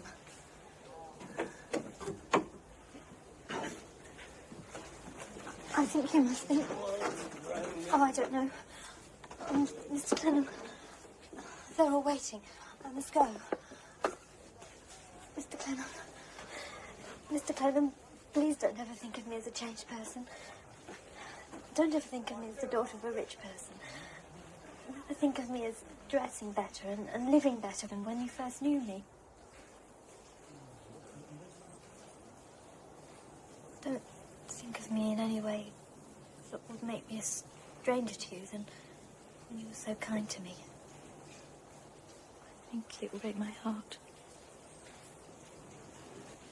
I shan't. I promise. Can I ask a service of you as a friend? Well, when you go abroad, I hear that you're to travel to Italy. It may be that you will come across a friend of mine. A dear, dear friend. Her name is Minnie Gowan. Would you tell her that I hope she is...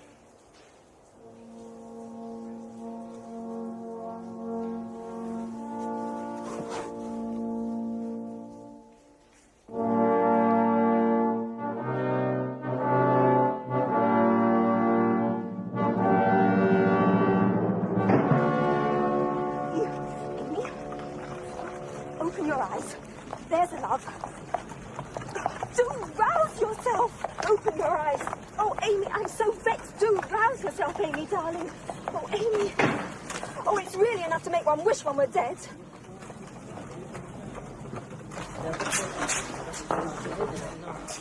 Lucien, viens nous donner un coup de main. Madame, Madame.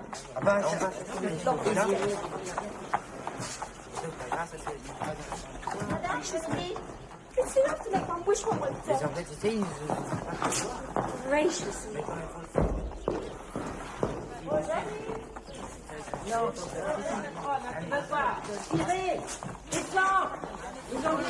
All the luggage taken up.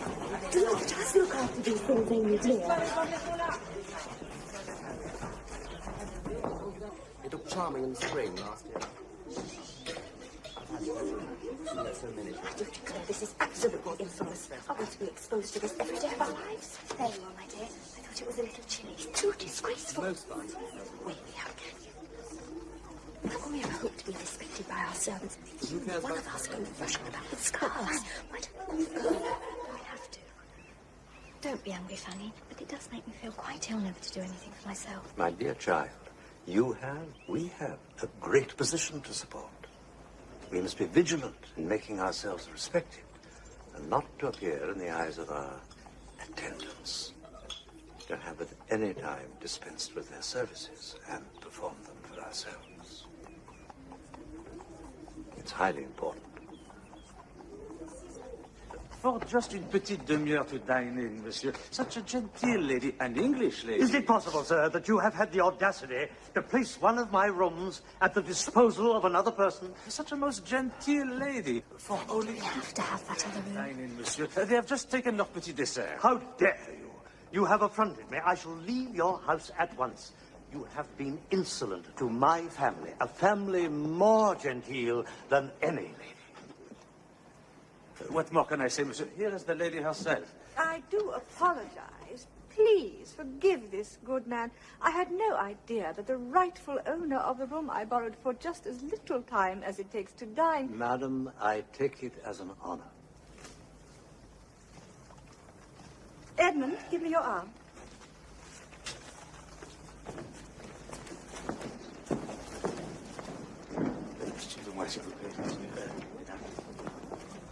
Now, how do you like that, my dear girl?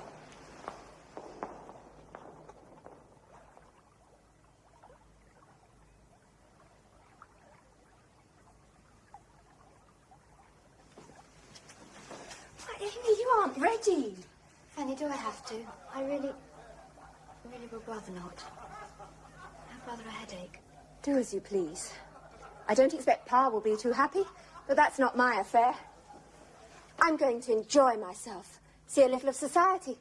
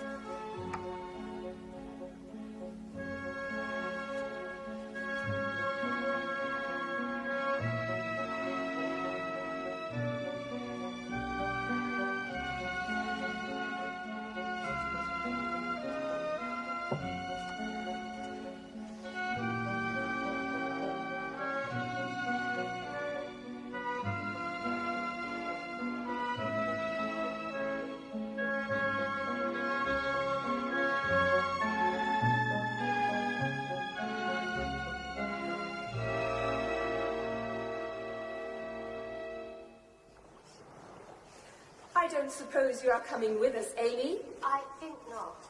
I think I'd prefer to stay with Uncle. I think you should be encouraged to call on these people with your sister, Amy. I'm sure I shall be very surprised to find you wishing to make the acquaintance of anyone at all in society. These people should be noticed. I'm told they are very well acquainted with the Myrtles. Mr. Myrtle is a wonderful man, a man of prodigious enterprise. He's in everything good, from banking to building. All he touches turns to gold. Myrtle is the name of great repute in society. The name of the age. You should accompany your sister, Amy. William, I protest. My dear Frederick, what is the matter? How dare you? Have you no memory? No heart? What have I done? How dare you speak like you do to Amy, to your affectionate friend, your guardian, your more than mother? For shame. How dare you tell her what to do? But I love Amy. I'm as fond of Amy as it's possible to be. I don't deserve to be treated like that. I know, because I'm anxious for the family credit. Oh, to the winds with family credit. Setting up superiority.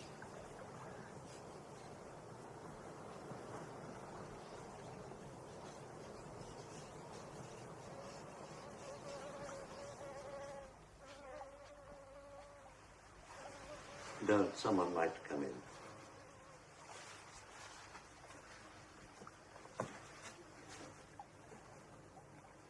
Amy, I'm not pleased with you. You disappoint me.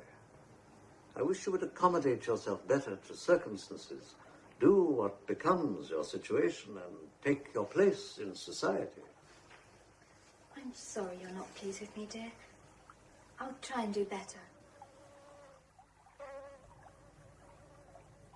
You hurt me. Hurt you? There is a topic, a series of events which I wish to altogether obliterate. It's understood by your sister and your brother. You, only you, constantly revive it, and not in words. I'm hurt that my daughter, seated in the lap of fortune, should mope and retire from society and seem anxious to announce that she was born and bred in a place that I declined to name.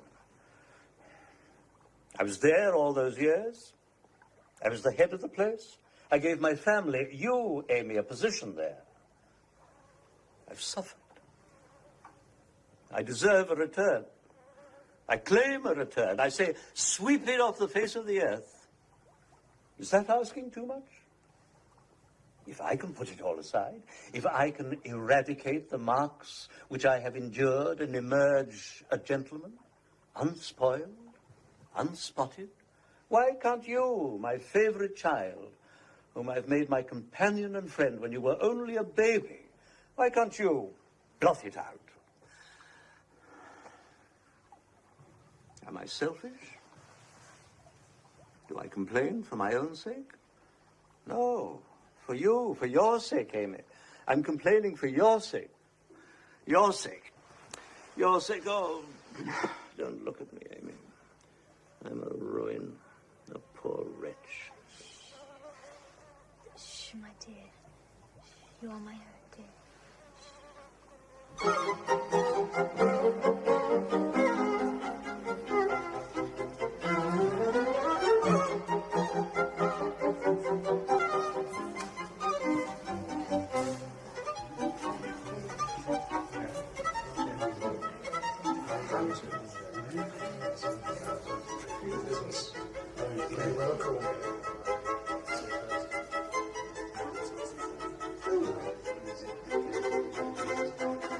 No, my good fellow, we all do it. We all turn on the track. I'm nothing else.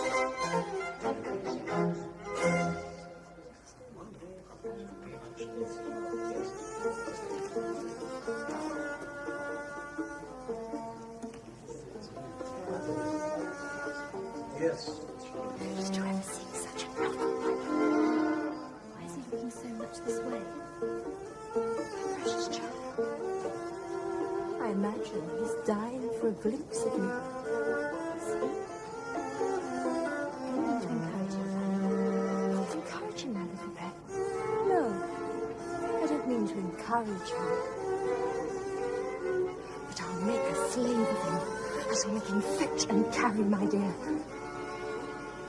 And I'll go on improving that woman's acquaintance. His mother's. Until I have given her maid, before her eyes, things from my dressing room 10 times as expensive as she wants to have me from hers.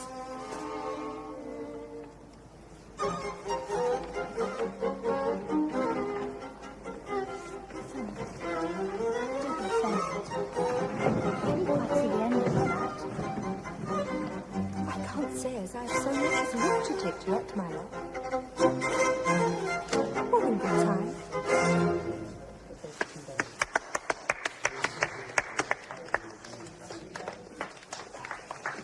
You know who that was, Pop? Who? The handsome shoulders just now. That was that lady at that hotel, what's its name? And incidentally, she is Mrs. Myrtle. Mrs. Myrtle? You mean Mrs. Myrtle? Oh, how very unfortunate the disposition of these rooms is. It rather restricts the free circulation of the guests. So delighted to resume an acquaintance so inauspiciously begun at that hotel. At that hotel, of course. I have been disappointed not to have had the opportunity to show the high estimation in which, in common with the rest of the world, I hold so distinguished a character as Mr. Myrtle. I fear he hasn't been able to get abroad in years. You, Miss Dorrit, I believe, have been almost continually abroad for a long time. Oh dear, yes, an immense number of years. Mr. Myrtle much in demand at home? Such a deuced phenomenon of buyer and banker and that, I doubt the monetary system of the country can spare him. Edmund refers to Mr. Myrtle being much in request. Mr. Myrtle is a great benefactor to society, and society is very exacting. Society is a little mercenary, you know? If we were in a more primitive state and lived under roofs of leaves and kept cows instead of bank accounts, which would be delicious. It might not be so, but we don't live under roofs of leaves and keep cows, and society is very exacting. Very.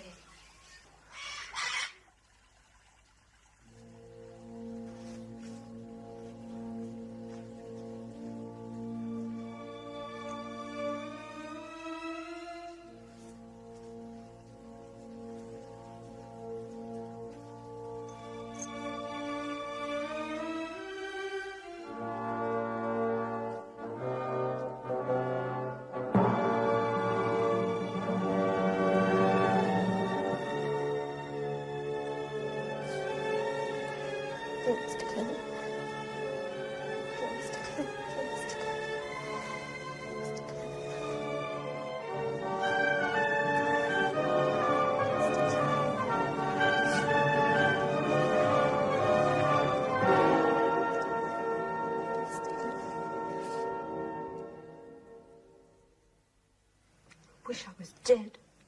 What is the matter, Fanny? Matter, you little mole? Is it Mr. Sparkler? Mr. Sparkler? No, Miss Bat. Now I've called you names. I'm being quite hateful. I don't think you're well tonight, Stuff and nonsense, I'm as well as you are.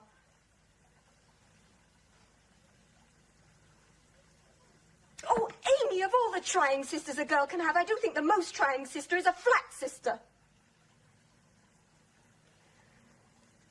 I know I make myself hateful. But then you never tell me so. And the consequence is that I'm absolutely goaded into making myself disagreeable.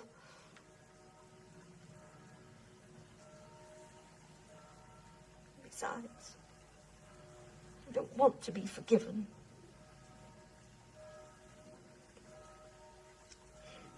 It is not proper that I should constantly be forgiven by a younger sister. And I'm always being placed into a position of being forgiven, whether I like it or not. I wish I were dead.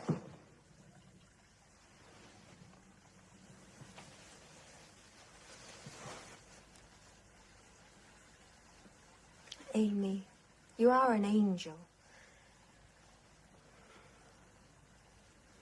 But I'll tell you what, my pet. Things cannot go on as they are. And there must be an end to it, one way or the other. Let us talk about it. Quite so, my dear. Let us talk about it. You shall advise me. Will you advise me, my sweet child? Thank you, Amy. You are my anchor. My love, what I'm going to say is going to surprise you. What I'm going to say, my dear, is that notwithstanding our property, we are newcomers in society. No one would know that about you. My dear child, that is most kind of you to say so. But then you are the dearest little thing that ever was. To resume, my child. Pa is extremely gentlemanly, but in some trifling respects a little different from other gentlemen of fortune. Partly, I fancy, on account of it running constantly in his mind that people think about his past while he is talking to them. Uncle, my love, is altogether unpresentable. Edward is frightfully expensive and dissipated. Nothing ungenteel about that, but he doesn't do it well. Poor Tip. And poor you. And poor me, too. It then becomes a question with me whether I shall make up my mind to take it upon myself to carry the family through. How? I will not submit to being snubbed. I will not submit to being patronized or tormented by Mrs. Myrtle.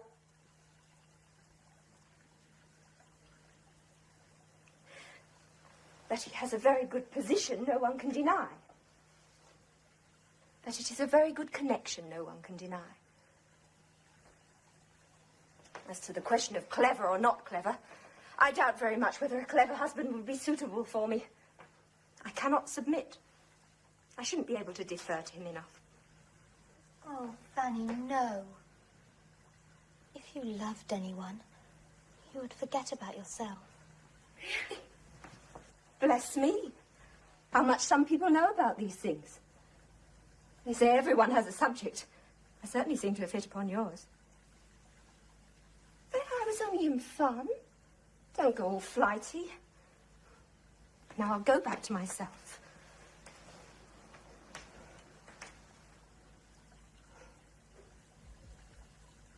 I know I wish to have a more defined and distinct position in which I can assert myself against that woman. And that's why you would marry her son? Why, perhaps.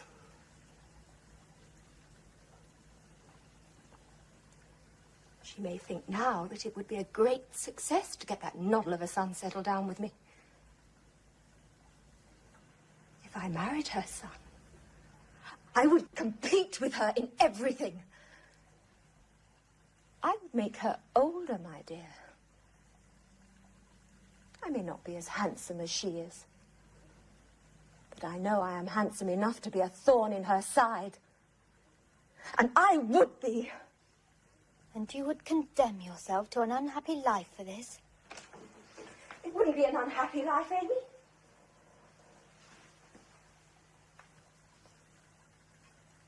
It'd be the life that I'm fitted for. I'm better fitted for that life than almost any other.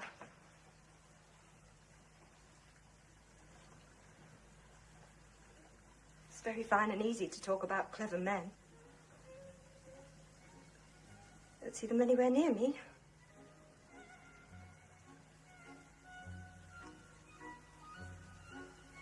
The woman has a good figure, there's no denying that. But is it unapproachable given the latitude to dress she has?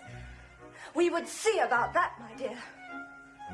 And the dancer, Amy, that she has quite forgotten the dancer would dance through her life and dance in her way to such a tune as would disturb her insolent placidity a little, Amy. Just a little. Now, don't argue with me, child, because it's no use. I understand these subjects much better than you do. I've not nearly made up my mind, but it may be. Now, we've talked this over comfortably. Let us go to bed. Good night, dearest little mouse. Well, my little sister, I suppose you know what this means. She's as beautiful as she's doted upon. There's no nonsense about her. It's arranged. You needn't explain, Edmund. No, my love. In short, pet, we are engaged.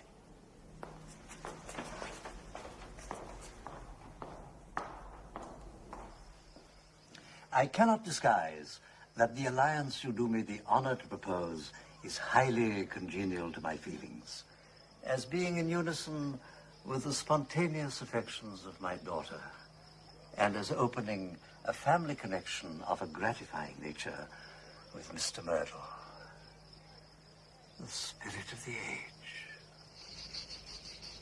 Have I the honor to conclude, madam, that the direction which Mr. Sparkler's affections have taken is approved by you? Oh, I assure you, Mr. Dorrit, that personally, I am charmed. Personally. Mr. Myrtle's approval, I hope, would not be wanting. I cannot take upon myself to answer positively for Mr. Myrtle. Gentlemen, especially gentlemen who are what society calls capitalists, having their own ideas on these matters. But I should think, merely giving an opinion, Mr. Dorrit, I should think that Mr. Myrtle would be, upon the whole, quite charmed.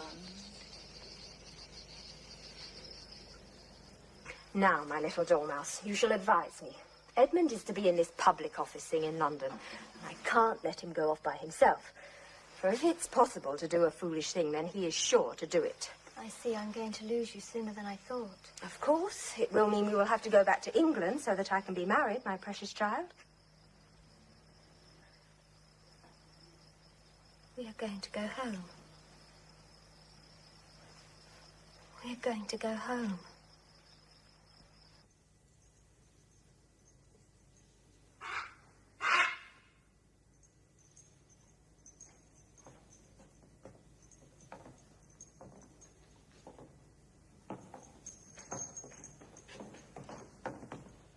It would not be easy at the present moment for what I may call a mere outsider to lay down any money into any of the good things. I speak, of course, of my own good things. Of course.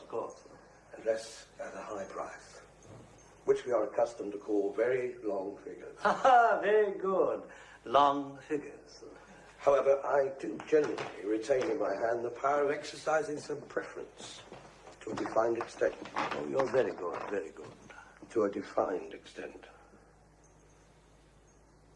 I hope you will allow me to put my carriage at your disposal. Permit me to express the high sense I entertain of this highly gratifying act of attention.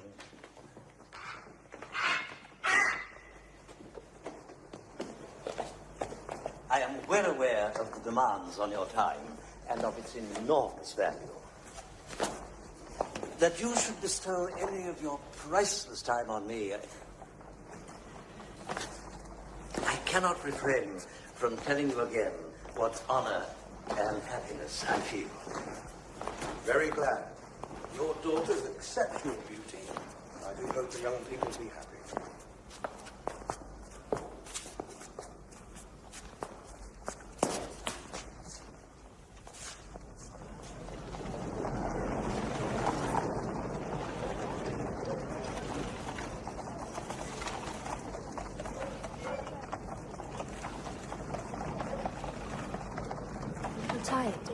No? I'm not sensible of fatigue when it arises from an occasion so replete with gratification of the purest kind. Your dear sister, our Fanny, is about to contract a marriage eminently calculated to consolidate our social relations. And now, I trust the time is not far off when some eligible partner may be found for you. Oh, no. I want nothing but to stay with you and look after you. Amy, this is foolish. You have a position and a responsibility to develop that position. As for taking care of me, I can take care of myself. I cannot think of sacrificing you. No, Amy, I cannot do it. My conscience would not allow it.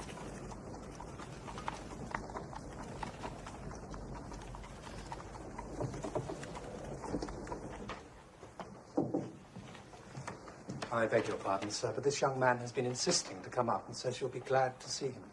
Young John. It's young John, I think. Yes, sir. What do you mean by this? How dare you?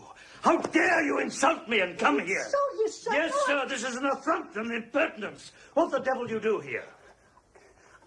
I thought, say, you might interject to have the goodness to accept a bundle of cigars. Damn your bundle! I don't smoke! What else did you come for? I only wanted to say I hoped you as well. And Miss Amy. I know it's a liberty, but I never thought you'd take it ill. I'm too proud to have done that, I assure you, if I'd thought so. I'm sorry if I've been harsh with you, young John. Some remembrances aren't happy remembrances. And you shouldn't have come. I meant no harm, sir. I know. Give me your hand, young John. Sit down.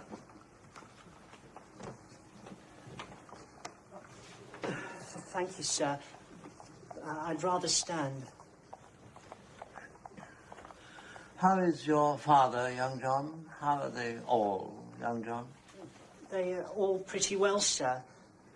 They're not anyways complaining. Much to do, John? Yes, sir. We're pretty heavy at present. I don't know how it is, but we generally are. Pretty heavy. I wish you good day, sir. Stay a moment, John. I should like to send them a little testimonial, if you wouldn't object to taking it. Oh, not in any way, sir. There's many of them that would be the better for it. Thank you, John. I hope you'll overlook what happened. Oh, don't speak of it, sir. Good night, sir.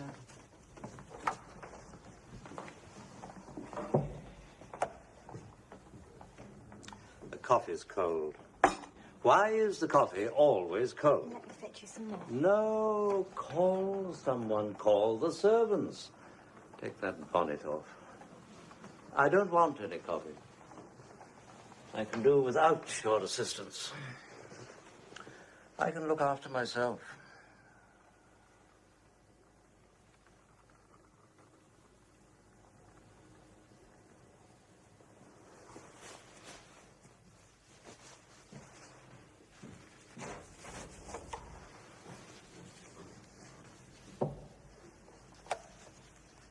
Very handsome, my dear.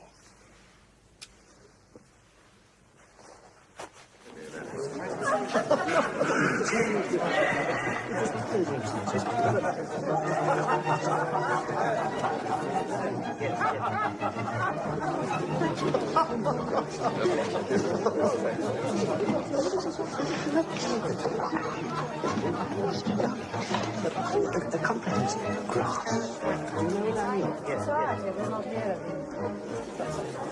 Uncommonly satisfactory that these families should be so united. Could we consider the analogical physical law, virtue of which, like flows to like, Alive to be those.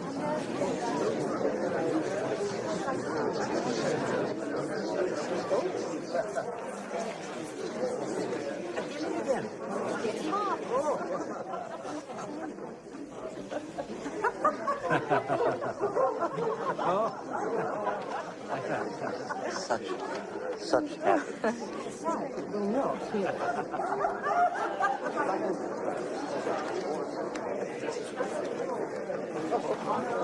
Shining mercantile star.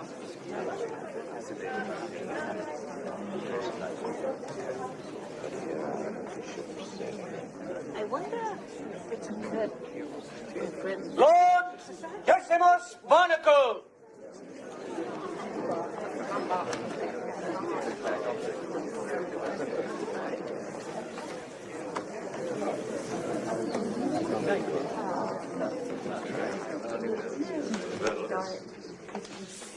So glad.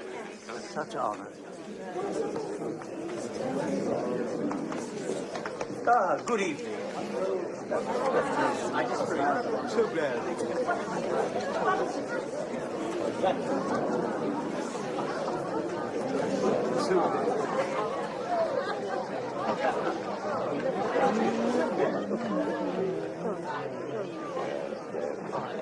So glad. My boy, Mrs. Gowan? Delighted. I wonder if it's occurred to you, my good friend, that society might hope someone. I wish Mr. Murphy to be persuaded to leave his business. Society might hope that one so blessed in his undertakings as you are might shed a little money in the direction of our little mission in Africa. In the city. And at least seem to care about nothing, like the rest of society.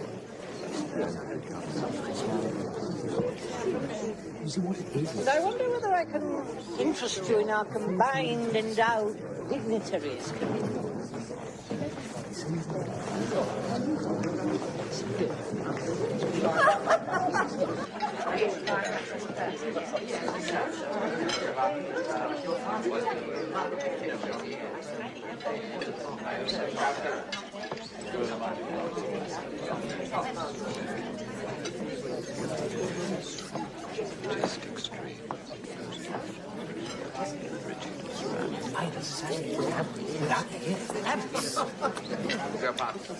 Would you speak up, my boy?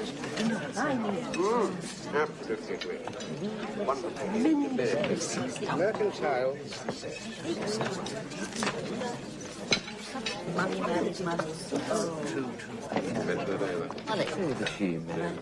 My poor fellow was I'm so proud to be invited to be part of the society. Well, money are all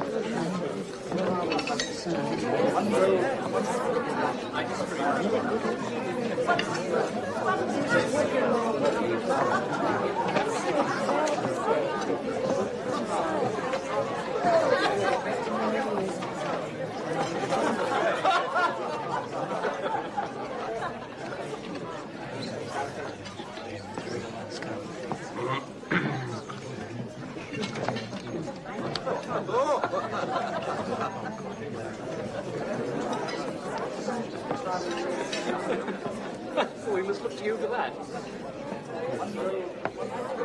I disagree. Time to go.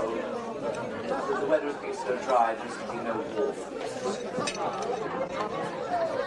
Wall fruit, my lord? My people tell me that I am to have no apples at all this year. And what about pears? Pears, my lord. Your mention of pears puts me in remembrance of a pear treat.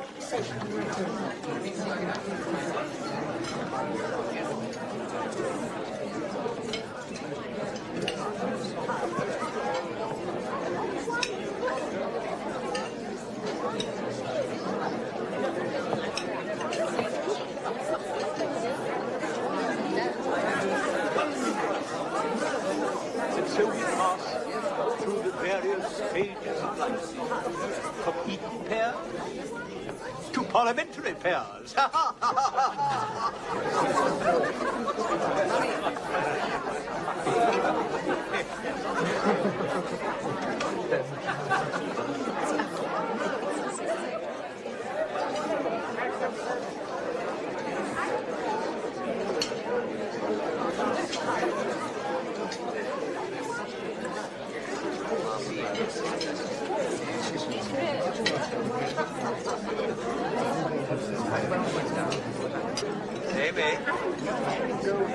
Amy.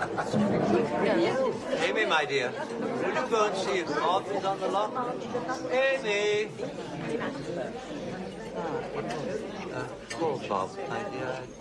I don't quite feel myself. I don't know what's the matter with me. I wish to see Bob.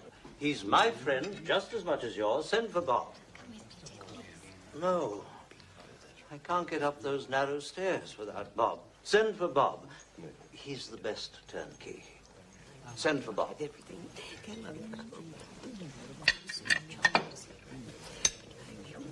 Ladies and gentlemen,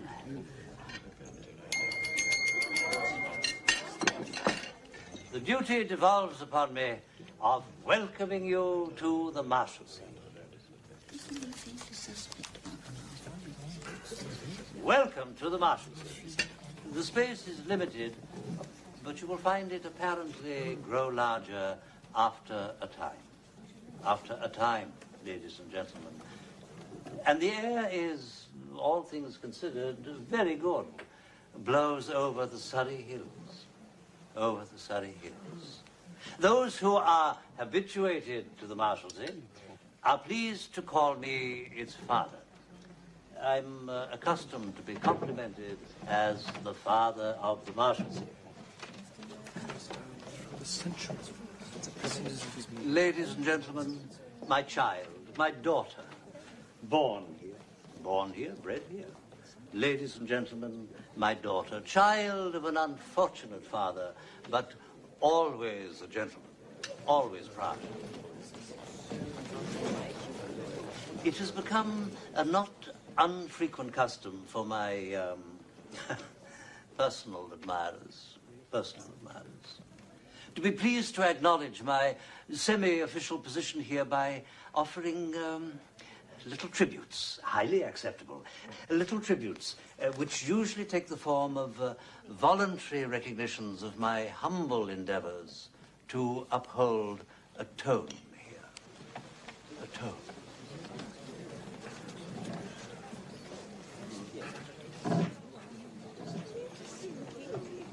I beg to be understood that I do not consider myself compromised.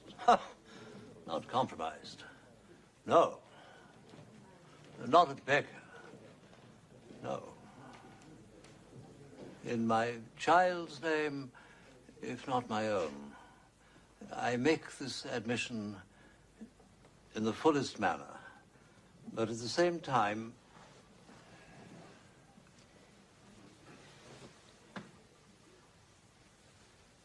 reserve my personal dignity.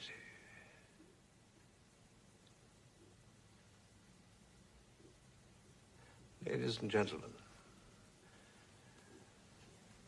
God bless you all.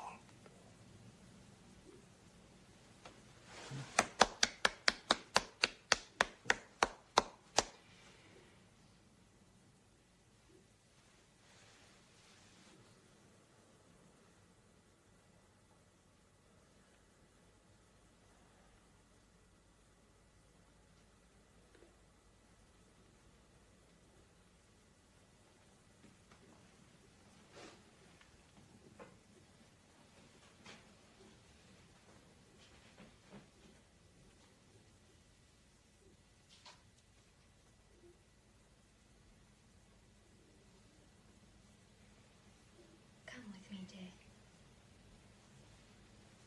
Come, my dear. My dear.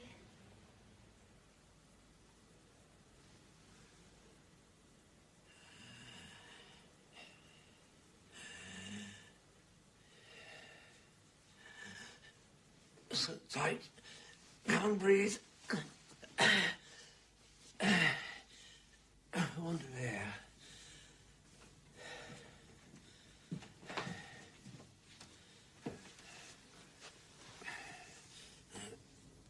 No. Go away. Bells ringing. Get locked in. Go away.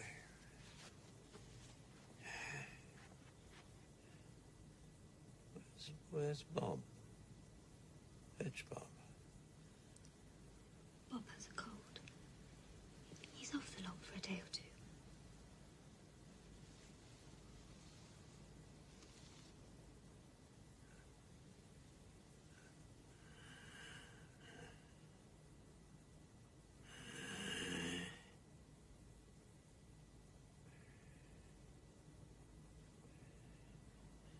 Stay, Amy.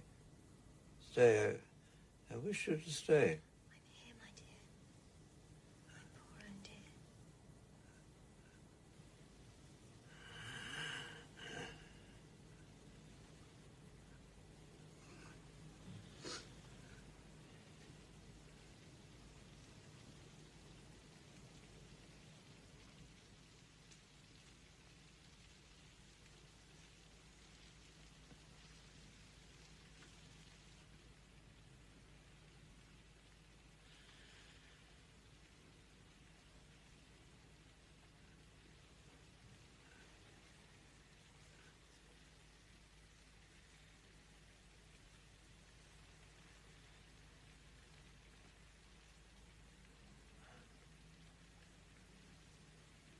For your sake, Amy, I've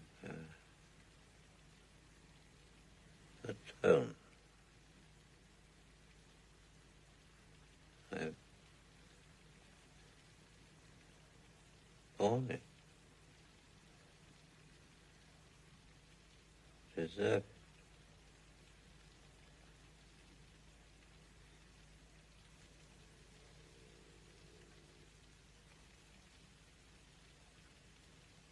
My head hurts.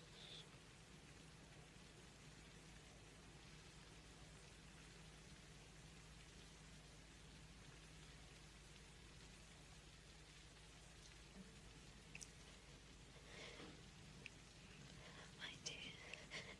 My dear.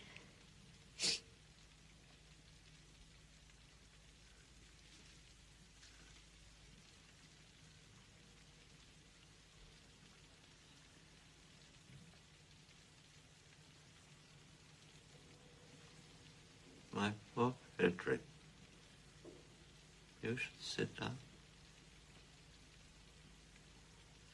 You look weak.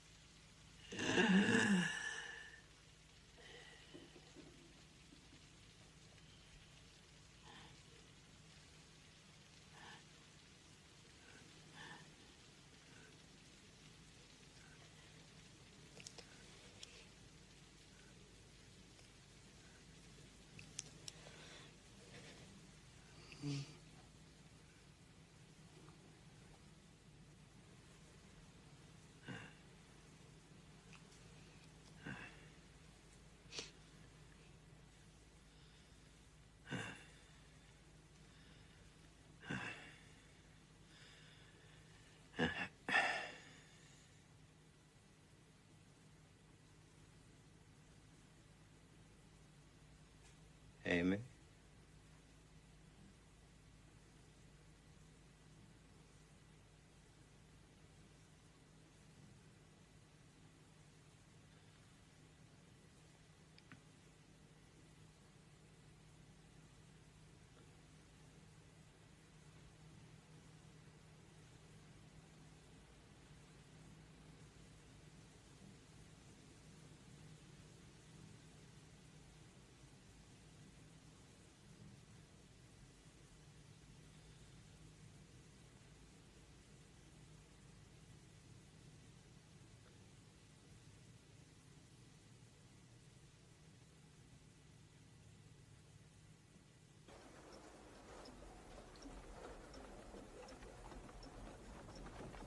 I don't know that I shall ever recover from the shock.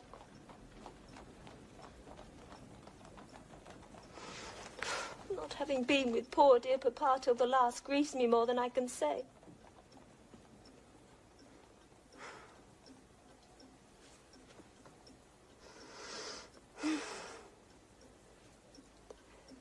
Edmund, you look so aggravatingly large in that light. Do sit down.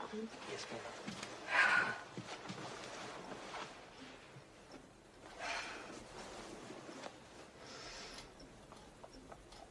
You make my head ache remaining in that position. I'm sorry, my love.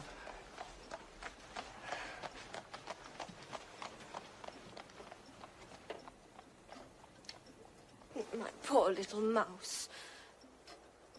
I hope at least Edward was of some use to you in those days. At least to administer or execute or settle or whatever has to be done with poor dear Papa's affairs. I dare say Uncle isn't much help to you, my poor little mouse. I'm very worried about him, Fanny. He's very, very low.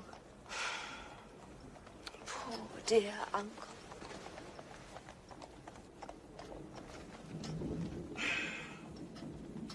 Edmund, now you have put me out. I shall have to go to bed. Don't do that, my love. What was that? I think that was my governor's tile.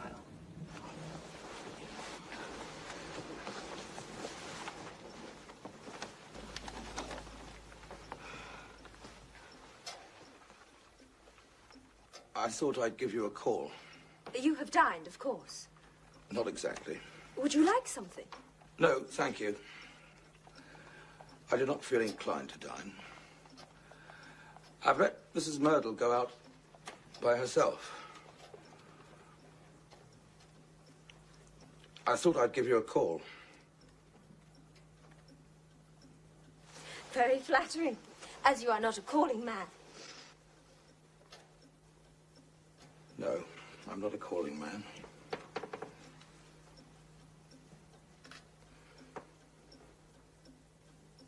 I was speaking of poor Papa when you came in.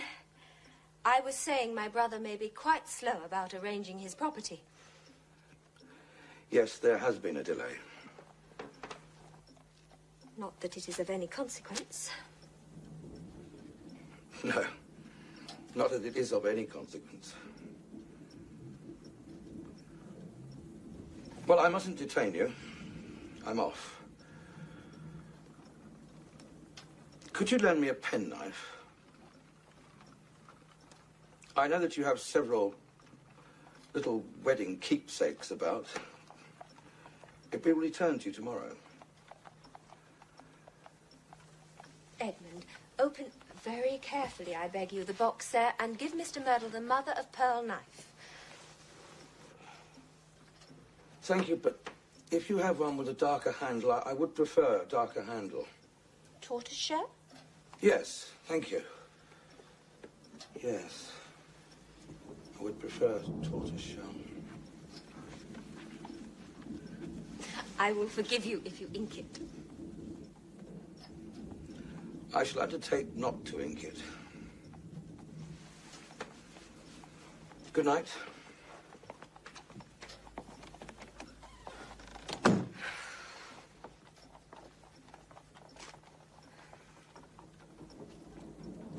Good gracious me. This must be the most wearisome day that ever did dawn upon the earth.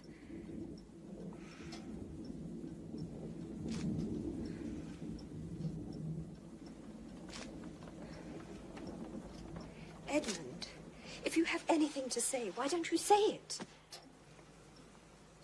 My adorable girl, I have nothing to say. Good gracious, Edmund, then don't speak.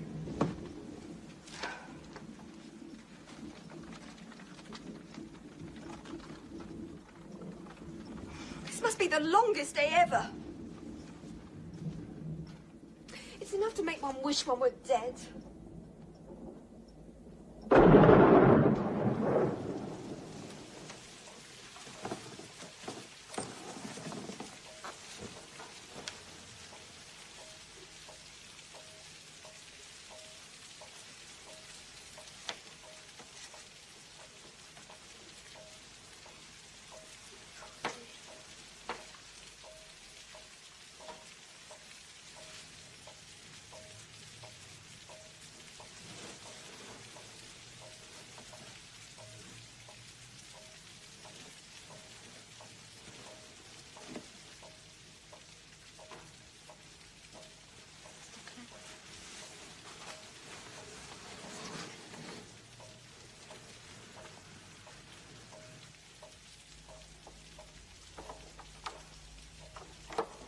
Edward,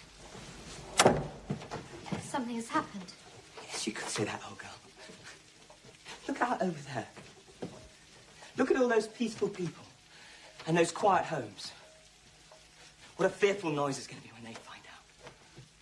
This morning it was dropsy, and then any matter do you care to name? Then it was pressure. They said, there you are. If you persist in overworking, you get pressure. And then, about the time of the high change, all manner of whispers started to go about. A temporary suspension of the bank and the like. But now it's out. Have you been drinking? Maybe. Myrtle is dead. He took his own life. He cut his throat with a tortoiseshell-handled penknife. Oh, Edward.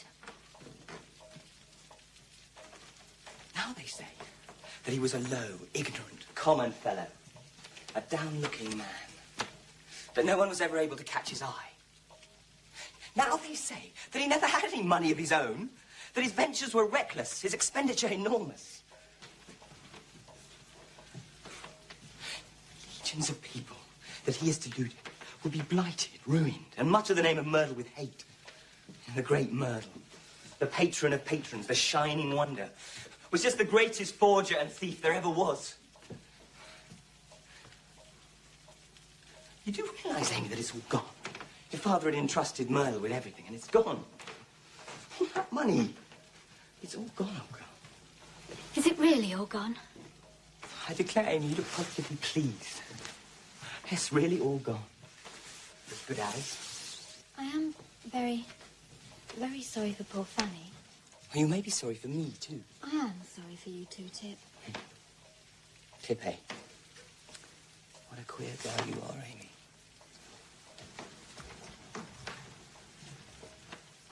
I'll tell you something. I never thought you was quite the gentleman.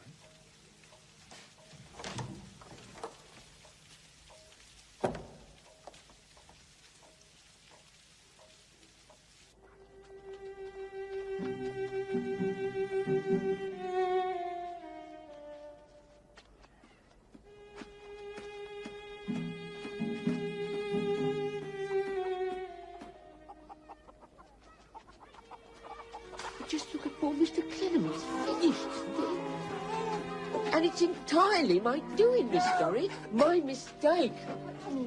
What I say is it's a good thing that you didn't know, Miss Dorrit. What was the plonish? There's ups. Oh, and there's downs. Mr. Clennam has lost his money with that scoundrel Myrtle. Yes, Miss. Never mind then. As a question of figures, it ought to have come out triumphant. A lot of money, Mr. Banks. Enough to get him into... The Marshal's here. It's a thing to be thankful you didn't know, Miss Dorrit, for he's much affected. He's very ill, Miss Dorrit, not to call himself. It wasn't our fault. I can't quite believe it. Is it a lot of money, Mr. Banks? Our friend Mr. Meagles is trying to raise it, but Mr. Clennam won't take it from him, I'm sure. He's very low, Miss Dorrit. I was hoping you'd come... So much has happened. My uncle died 2 weeks after my father. And the money. So many people have lost money with Mr. Myrtle, Mr. Banks.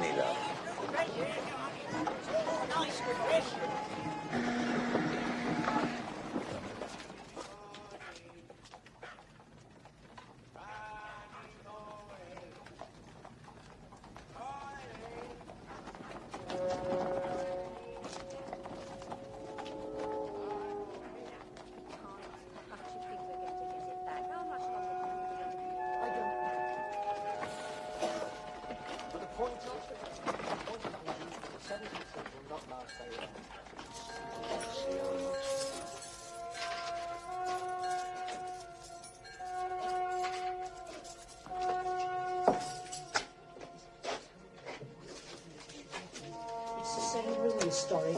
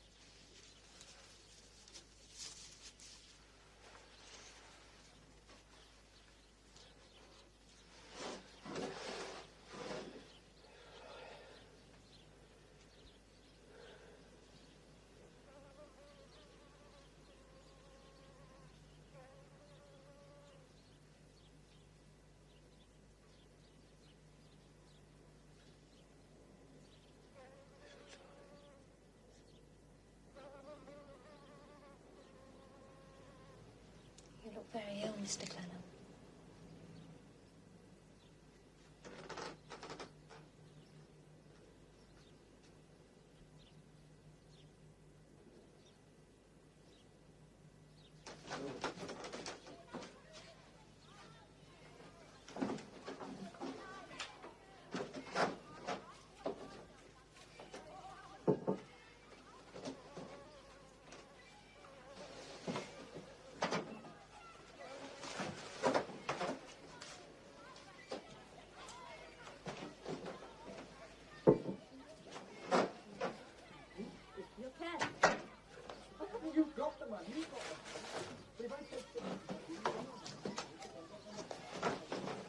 Away from here, guys.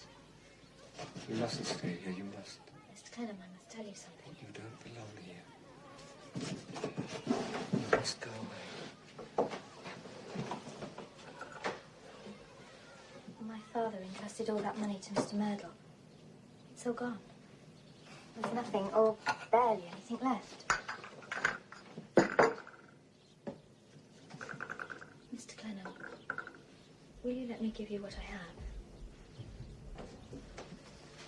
Will you let me help you?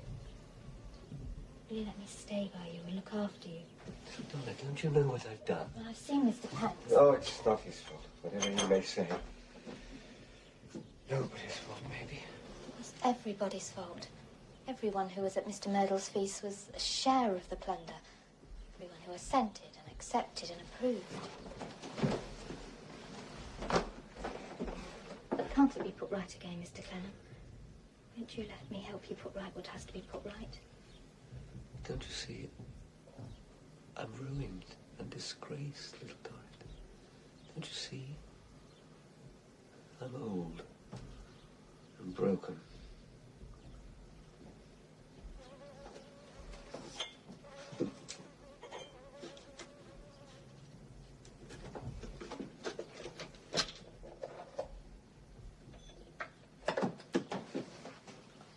Won't you let me have a task and a place by you?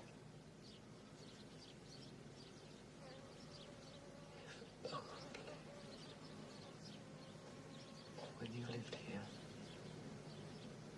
I was in need of help and protection. And I was comfortable and free. If only I'd understood you then. Or known myself better.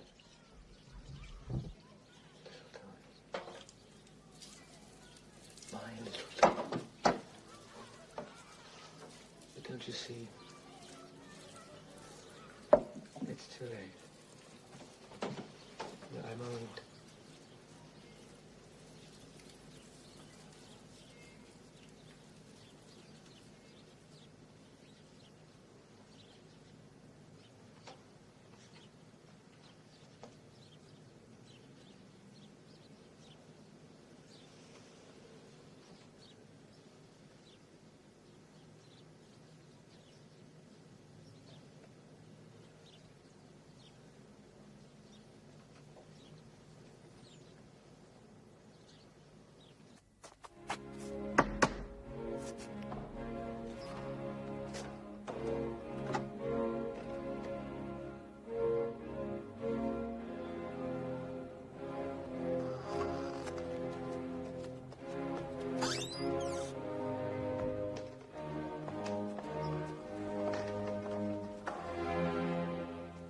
You've always been very kind to me, Mrs. Clenham.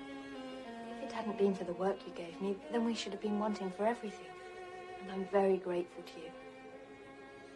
That is why I've come to you for help, Mrs. Clenham. I'm sure you know that Mr. Clenham is imprisoned after this awful thing. Maybe you don't know he is ill. It was his own doing. Maybe you don't know. But all the money my father inherited has gone in the same hands. Mrs. Clenham, I have come to ask you if you will help me to pay off Mr. Clenham's debts. Now stop a moment. You're not going to do it, are you? After 40 years, are you? You're not going to let her have it, are you? Are you? You're thinking about it, aren't you? You may even do it. You may do just that to get the better of me, because that's power. And you may call yourself all the humble names you will. I call you a female Lucifer because of your appetite for power.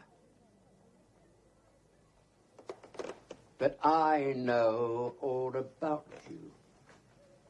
That's power too. Shall I tell her now? Flintwinch, why do you goad me? Have I not endured enough without you, my faithful steward, these 40 years? Quite so. I have stood by you these 40 years, but not for this. Years of toil and trouble down there. All those shares painstakingly gathered. All those little odd bills carefully looked after. all that money downstairs, and I don't like to see you dispose of it so lightly. It may be your religion, but it's my gammon. I shall do as I think just, Flintwinch. It may be that... Shall I tell her then? Shall I tell the little niece of Frederick Dorrit where some of that money came from? No! Not another word. I shall tell her. I will have it seen in the light that I stood in. It was that Frederick Dorrit who was the beginning of it all. He was a player of music and kept in those days an idle house for players and singers and such like children of evil. She was a poor girl with a voice for singing with. He had her taught. And Arthur's father, who was all along pining for those accursed snares called the arts, thus became acquainted with her.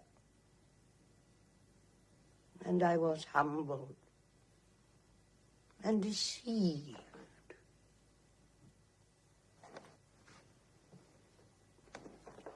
Not I. A greater than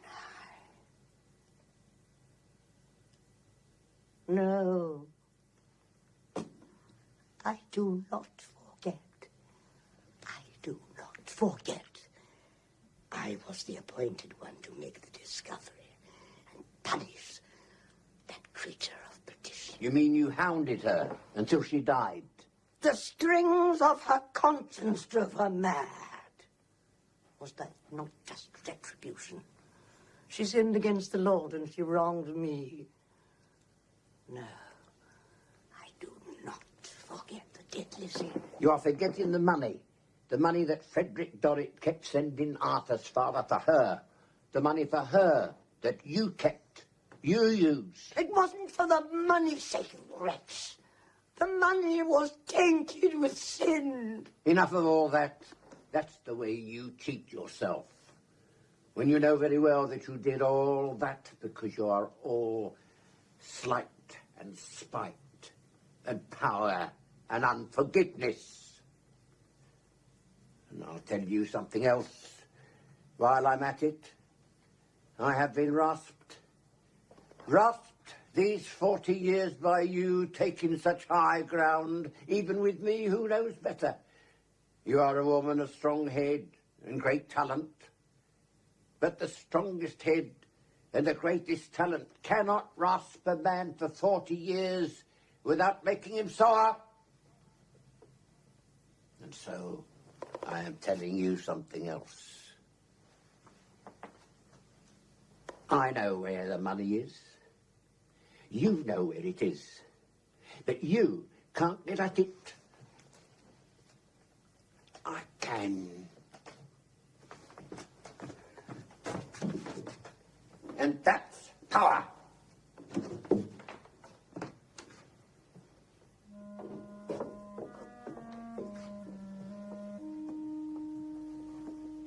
No!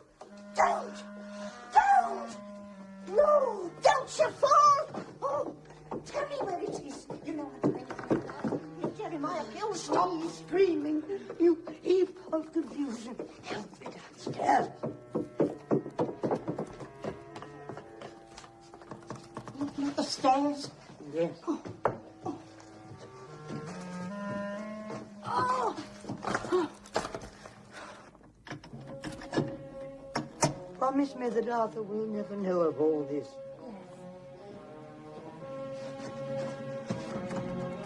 No, don't do it. You can't. Oh. Give him the money. Oh. But I could not bear him to know of it while I am still alive. I promise.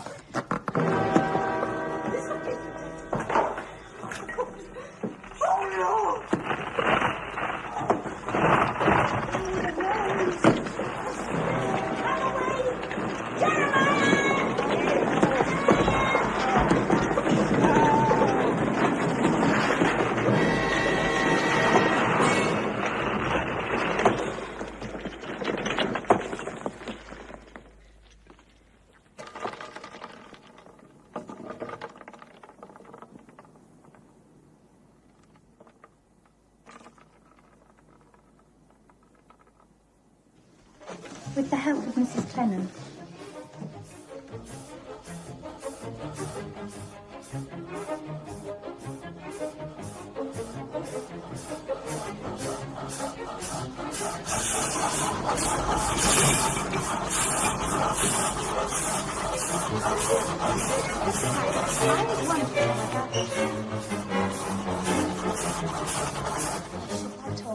One more thing, my dear. When your mother gave me the money, she gave me this as well. I should like you to keep it. Do not forget.